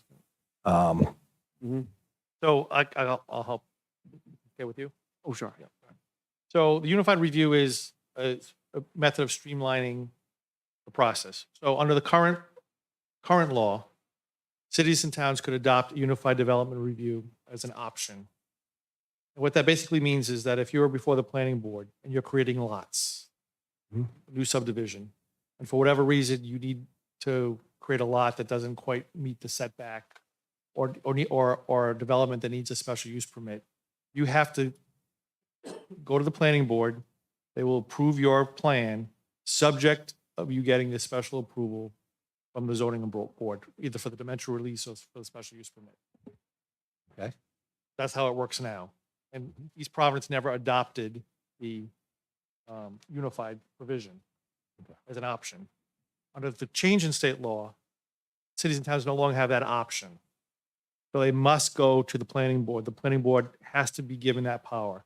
So if I'm a developer and I need to create 11 lots, and a couple of those lots need dimensional relief because the setbacks are not quite right, the zoning, that no longer goes to the zoning board. All that information as part of the development plan will be heard and granted or denied by the planning board. So the zoning board, you don't have to go back and forth. You just one stop. Okay. That's what unified development means, and that's now mandatory under the law. So I it just does- wanted to get that definition out there because it's all over this. And it does document. now, it does now take some authority away from the zoning board, because the planning board now basically serving both as a planning board and a zoning board. But we have no choice in the matter. So, Mr. President, one thing to clarify is that in your color-coded version there, the green changes are also required. They're just required with, judgment that went into their crafting. It's really only these two things on the screen now that are the fully optional things. That's the outdoor dining relief and the open space district changes that we were talking about. There was one more. It was the special use permit. If Ed approved it, the planning board could deny it. Is there an appeal for the applicant if the zoning officer puts it in the package with his recommendation, Well, let's see. but the planning board denies it? I can try. No, that's I think you're confusing. So that's when the zoning officer has the power to grant dimensional relief up to 25%.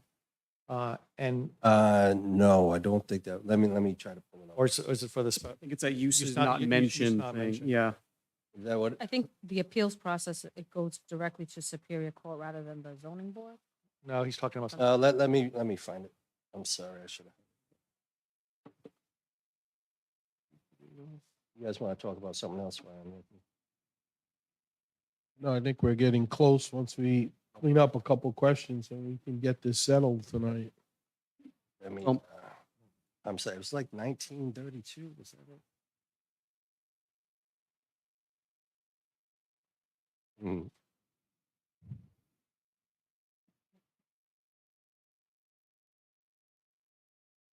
Come on. I'm sorry, I should have had this separated.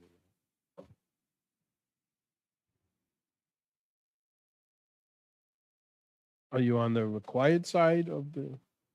Yeah. And Keith, if we could have this updated version, because you made note that there was some revisions as of the 29th or 27th. The version of the regulations you have is the most updated, but there's some recommended changes to this that we had along with the planning board. Right, so those are the changes that I'd like a copy of. Yeah, and whatever is approved tonight, we'll make copies. I think, Councilman, if this is a requirement, then that's not, the answer's not really gonna matter. So, under gasoline and filling stations, one thing that came to my mind looking here is if the buildings already exist, they're grandfathered, they will not have to conform to these new standards, correct? If the building's there? That's right.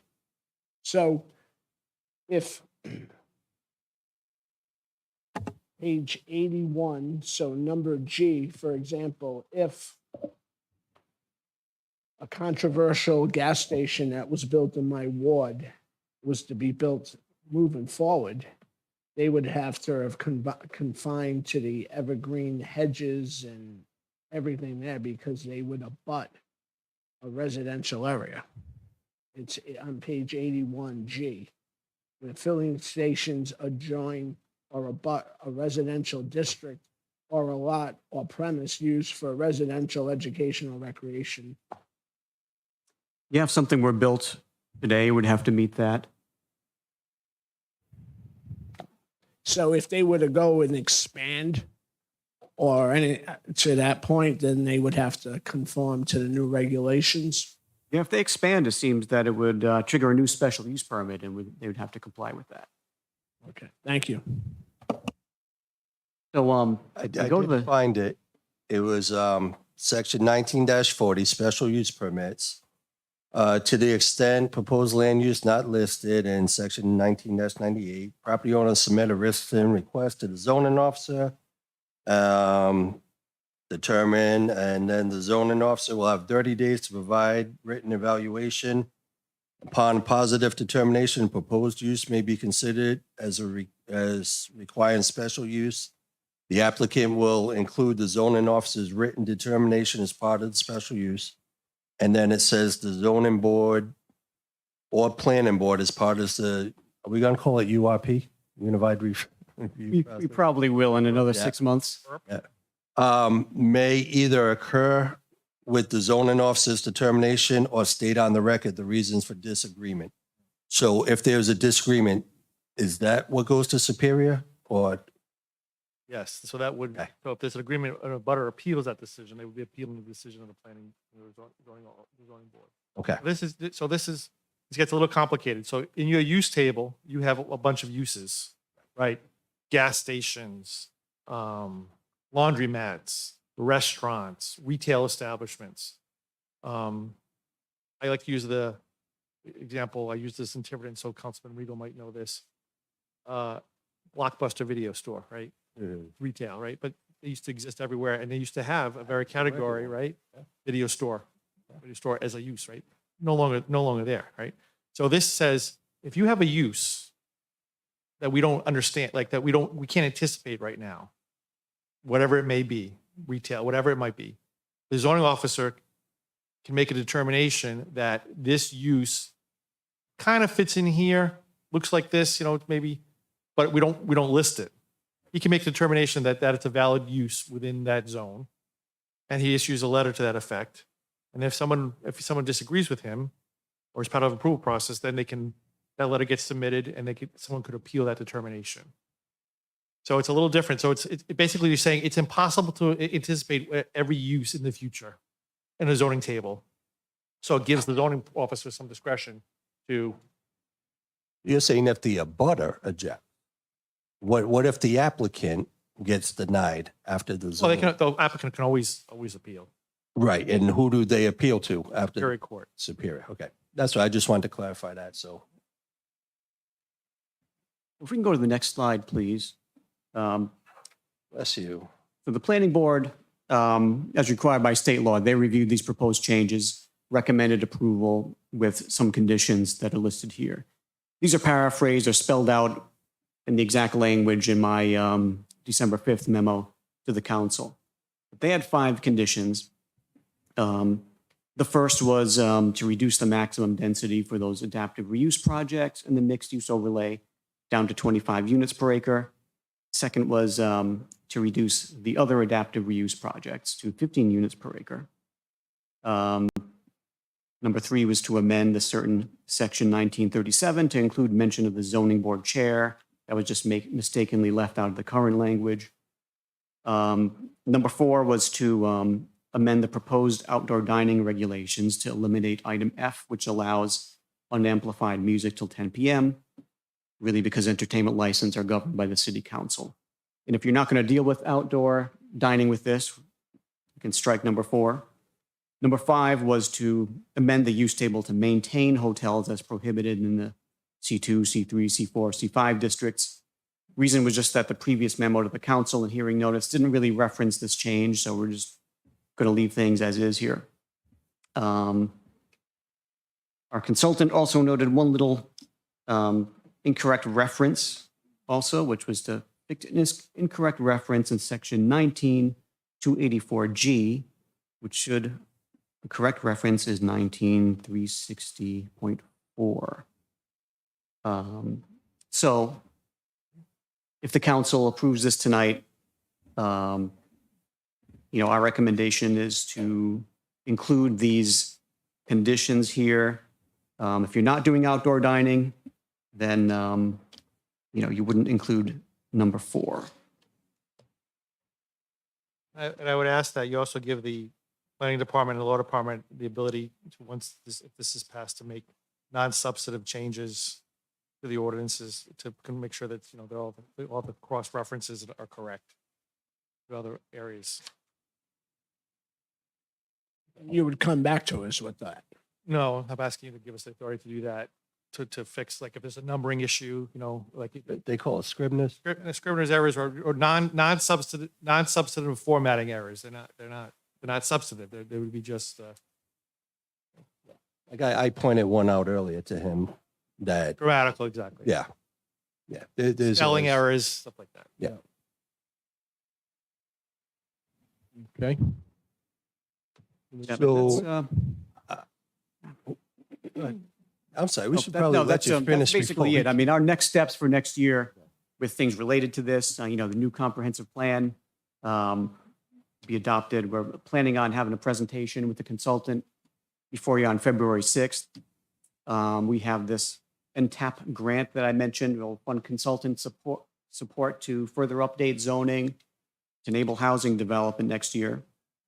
Some zoning map amendments will likely be needed after the comprehensive plans is adopted because the zoning map has to conform to the future land use map. So that'll trigger the need for some changes.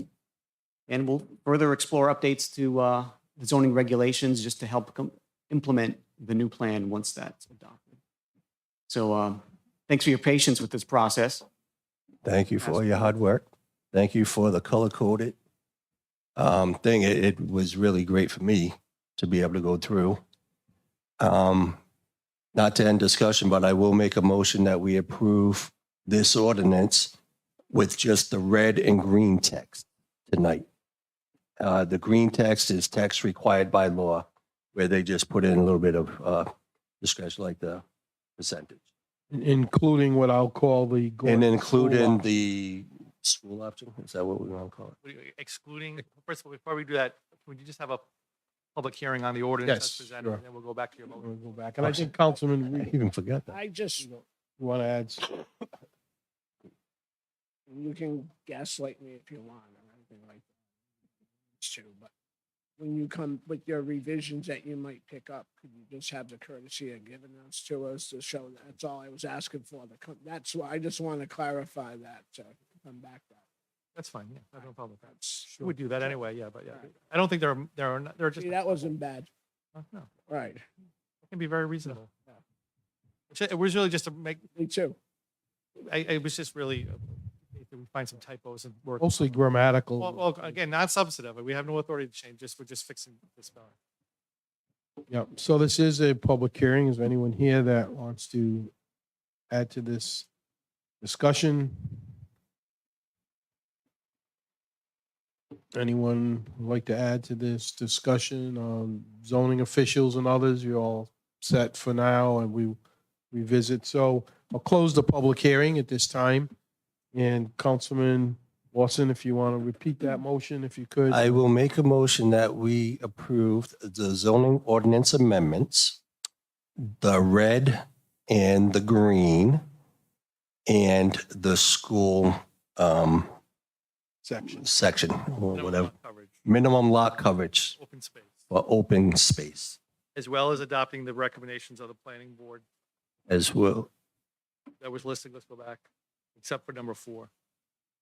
We'll go back. So I don't, I mean, the recommendations, my personal opinion, I know you have the motion on the floor, Councilman, but I just want to approve what the state requires us to approve in addition to that one for the open space for an applicant who is having some difficulties with getting what they need done.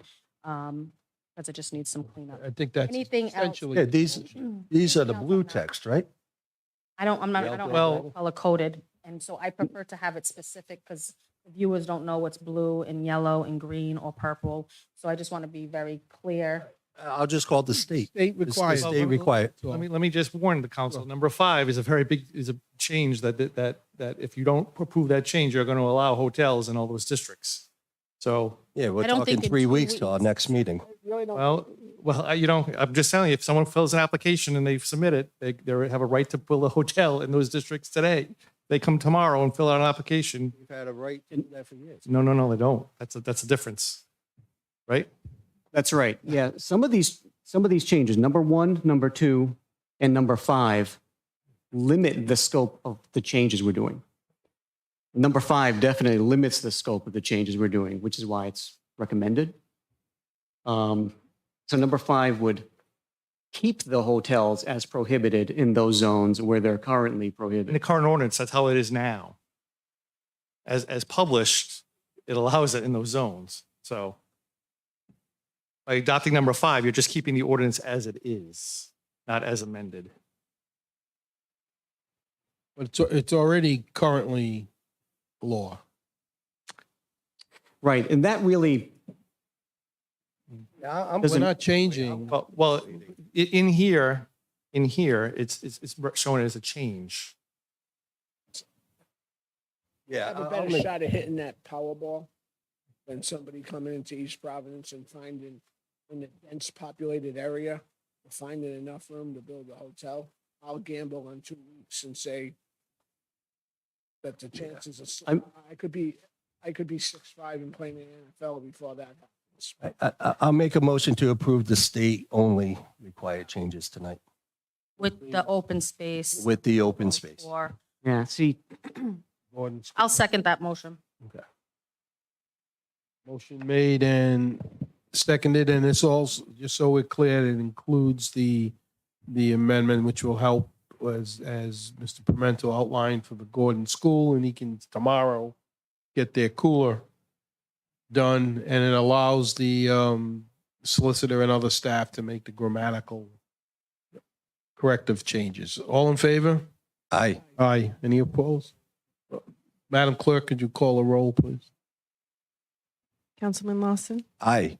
Council Vice President Rigo, Councilwoman Souza. Just a quick question. Are there any consequences to approving just these that have a negative effect other Well, than, You will now allow hotels in those districts where they're not currently allowed. that's it? And other minor stuff like the adaptive, that affects density, so that's. yeah, number 1 and 2. Critical, I mean. Well, here's a question. When you say, I'm going to interrupt, when you say within 2 weeks, if we're going to change this again, we've got to advertise for 3 weeks before we can change. So you're going to have a workshop. You can't do anything on that. Yeah. Until you determine what you want to do. And then whatever changes you want, then you could be advertised. We're not talking 3 weeks. We're talking about maybe 2 months. I'll take the risk that somebody's gonna. I'm just going on record. You are allowing hotels in the areas that are not previously allowed by passing this. They still have to go through, I know we have a motion and a second on the floor, but so under discussion, but they still have to go through a process, right? They can't just come in and start digging in the ground. I mean, it's permitted in the zone, so they would still, you can't say you couldn't do it because it's permitted, but they would have to go through the permitting process as far as getting a building permit. But as far as the zoning, saying you can't go there, they're allowed as a matter of right.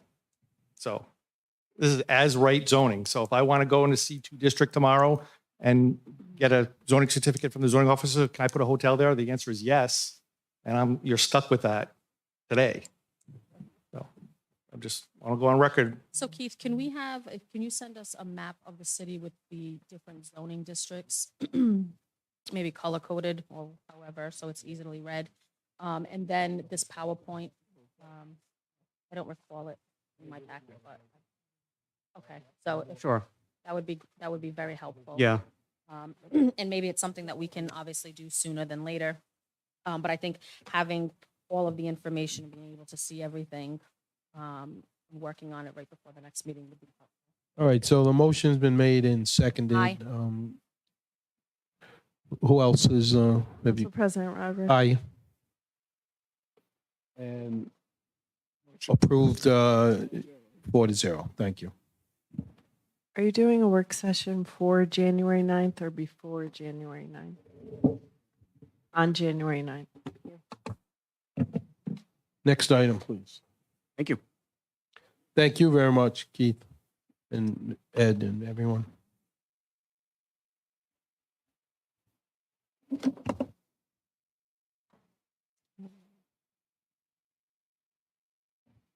think we're under continued business now. Update on schedule of Rumford Motel 100 Newport Avenue show cause hearing. President Rodrick and Vice President Rego.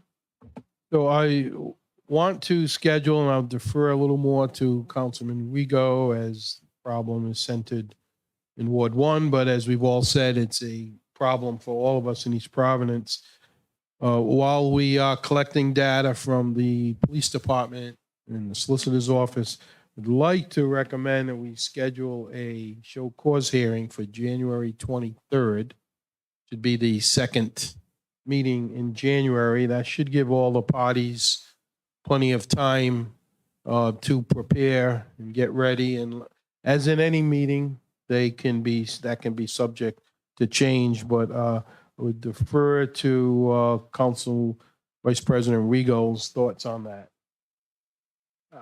Thank you, Mr. President. First, I'd like to thank our solicitor for providing some detailed emails today.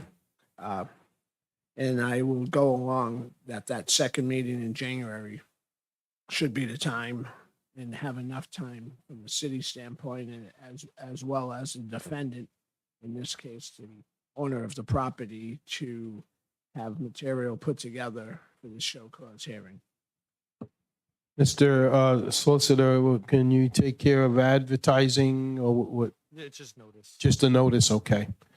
We should, given the fact that I just got a ream of documents today from the police department, we should be all set for the 23rd. Okay, so the show cause hearing for the Rumford Motor Inn will be set on January 23rd. Is there a recommended time? He'll be here at City Hall Chambers. Well, it's a regular meeting, so I would ask members to try to keep the docket fairly light. Just We want to start maybe at 6, like a half an hour earlier. I can make it a half an hour earlier.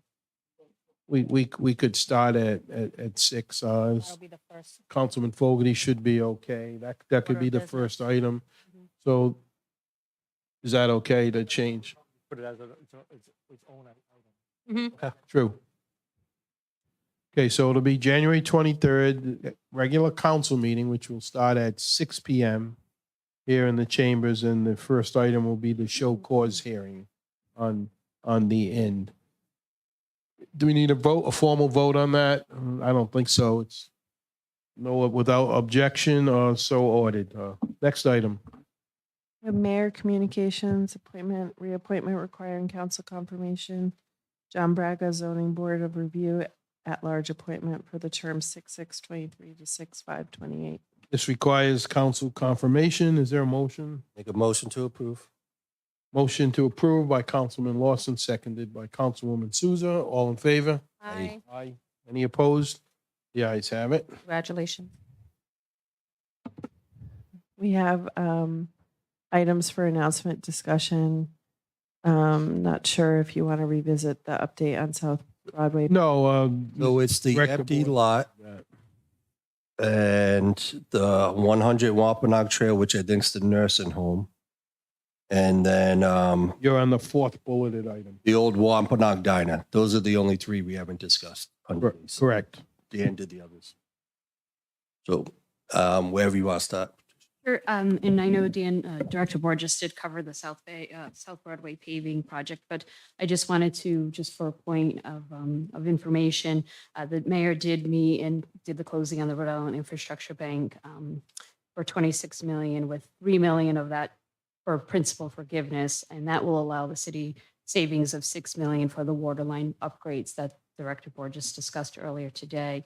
So again, we'll be putting out a bid for cleaning and lining of the water lines. And once complete, that section will be paved. So I just wanted to mention that. And could you please clarify for those who may not understand that this is not a bond issue per se, like the school bond issues or any other bond issue. This doesn't require a public vote. This is paid by the enterprise fund, right? User fees and et cetera. This is not a traditional bond issue. Correct. I think the council approved it last meeting too. Yes. Thank you. Because I had a couple questions. I think it was confusing to, not on administration's part, but people confuse the word bond. Thank you. Continue. And again, Director Borges covered Riviera, so we'll skip past that. An update on the 2796 Pawtucket Avenue. That's the old Wampanoag Diner, as you all refer to it. So the planning department had originally reached out to Richard Palumbo, who's the current owner, who is the Richard Palumbo of King Richard Auto. We spoke to them today. The mayor did contact Richard today. So he plans to develop 6 units in that location. He's been in touch with an architect and will be reaching out to our planning department once he has plans ready or draft the plans ready. Did he recently take ownership of that? I believe it was in the last few months, yes. Nice. Moving right along, if there's no questions on that. So the empty lot at the corner of Pawtucket Avenue in Holland, that's map 308, lot 13, parcel 6. So we reached out to the owner, which is a corporation out of Indiana, to inquire on the plans for that lot. We're seeking to work with the property owner on either deeding or selling the lot to the city to be used by Kent Heights School, specifically for pickup and drop off. Which would be a major enhancement for the neighborhood with parking, faculty parking on the streets. There really isn't a parking lot for the school. And it's just a lot that's sitting there. People, it used to be owned by the former Benny's. No one ever parked there and walked across the street. It sat there as a dirt strewn lot. So this could be an advantage to the neighborhood. Thank you. Continue. And in terms of the update on the nursing home for the Wampanoag Trail under receivership. So the process was started and it was assigned to the court. We have a memo from Attorney John Dorsey that I'll share with all the counselors. It's currently in receivership and a bidding process will commence post-holiday. So it is. Oh, okay. I haven't read the memo and I don't want it to become a public record, but it's a letter from the attorney, so we'll distribute it to you but through the clerk's office. If I distribute it here, it'll become a public record. Okay. Thank you, Solicitor. Thank you. And moving right along, Kent Field improvements, there's been discussion and feasibility of concession stand, which I know that Dan touched on that this earlier in the night. But I just wanted to reiterate that the administration's been working with Councilman Fogarty and talking with an architect and DEM permitting. We'll go through the whole process, but the mayor is in full support of this project. And there were no questions on the bridge update, so we can cover that. And I think that's it from us. And again, Patricia, you guys were awesome. It was the communication from the mayor and the DPW, EPPD. So please convey that to all the city staff. We're very proud of them. Thank you, will do. Thank you also, Patricia, for your work in communication. Okay. Thank you. Thank you. Next item. There is no claims committee. We did that, correct? So that's all set. Report of school committee liaison. I want to commend the school department for last week. It was a crazy thing. I commend them for the courage of sticking with keeping the kids in the schools. These kids missed way too much school, and even though they get a lot of pushback, I'm very, very happy that they did that. I checked. There's nothing major. It was just getting through that last week, and again, the school department and they adapted to it, and they did a great job keeping the kids in school. And to the teachers that made their way in through that traffic, we commend you. We thank you. We know it's your love of the children that gets you through things like that to keep going. So we thank you for that. And that's it for the schools tonight. Thank you for keeping on top of that, Councilman. An ordinance of the Council of the City of East Providence amending ordinance chapter 911 and reallocating and reappropriating up to 1 million toward Kent Heights Recreational Facility Improvement Project and 1 million towards improvements to the infrastructure of sewers and drains citywide. Sponsor Councilman Fogarty and Council Vice President Rego. Councilman. Thank you, Mr. President. In the absence of Councilman Fogarty, I will move passage of this ordinance. Second. Motion by Council Vice President Rego, seconded by Councilman Lawson. Madam Clerk, could you please call the roll? Councilman Lawson. Aye. Council Vice President Rego. Aye. Councilwoman Souza. Aye. Council President Rodrick. Aye, passes 4-0. Thank you. An ordinance of the Council of the City of East Providence amending ordinances Chapter 894 appropriating up to $50,000 for a citywide utility art box project. Summary is funded by federal ARPA funds. Cross-reference resolution number 73. Sponsor Councilwoman Souza. Thank you. So in this ordinance, it differs from the original resolution that was set before the council for approval that designated 50,000 to the citywide utility box project. In the updated resolution, it gave this, the council gave our Arts Council directive and authorization to go ahead and start that process for the RFP, along with any council members or city staff. In this ordinance, it just echoes that, in addition to any leftover funds from that 50,000 that were not used for the utility arts box project would then be used for any other arts incentives across the city. And that's it. I do, Thank you. I am going to vote for it, but I do want to bring up, we should put together a working group. Member of the council, somebody from the administration, Melissa Spur, or somebody, along with the Arts Council to vet and put these all together. And we get an opportunity to add some color to the city. So all this is doing is just putting the money there. And then, the working of Councilwoman Souza, or if one of you guys want to join her. So I did speak to Melissa, and she feels that it's within a couple of months, we could probably go out to RFP with a concept and have this project underway by spring. Okay. So again, I would just mention to the council that if there are any utility boxes in your wards that you feel would be a highlight to your area that you would like to share, please forward it to Melissa or myself. So that Before we do it, we got to ask the mayor for permission because Melissa's a city employee. So did we request that she be part of the working group? Oh. Because she's part of the planning department. We can't just say, so we need to make a formal request. Okay. So. Yeah. We can do that. Yep. But I agree. She's perfect. for Well, she's something from, like this. my understanding was she was involved with the opera stuff. Oh, absolutely. Yeah, Absolutely. okay. But we can't just, we Yeah, got to go when we through the create a administration. meeting- Right, when we create a work group, sure.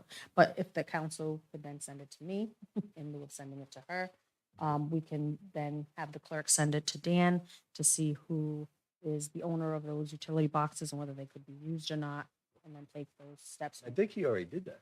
I got to double check my email. He did for 12 Okay. that I had provided him with interest, but again, if there are any within the rest of the city that you would like to see decorated, please move it forward. And that's, Thank you. Is that a motion, that Councilwoman? is a motion. Second. Approved. Seconded by Council Lawson. All in favor? Aye. Aye. Any opposed?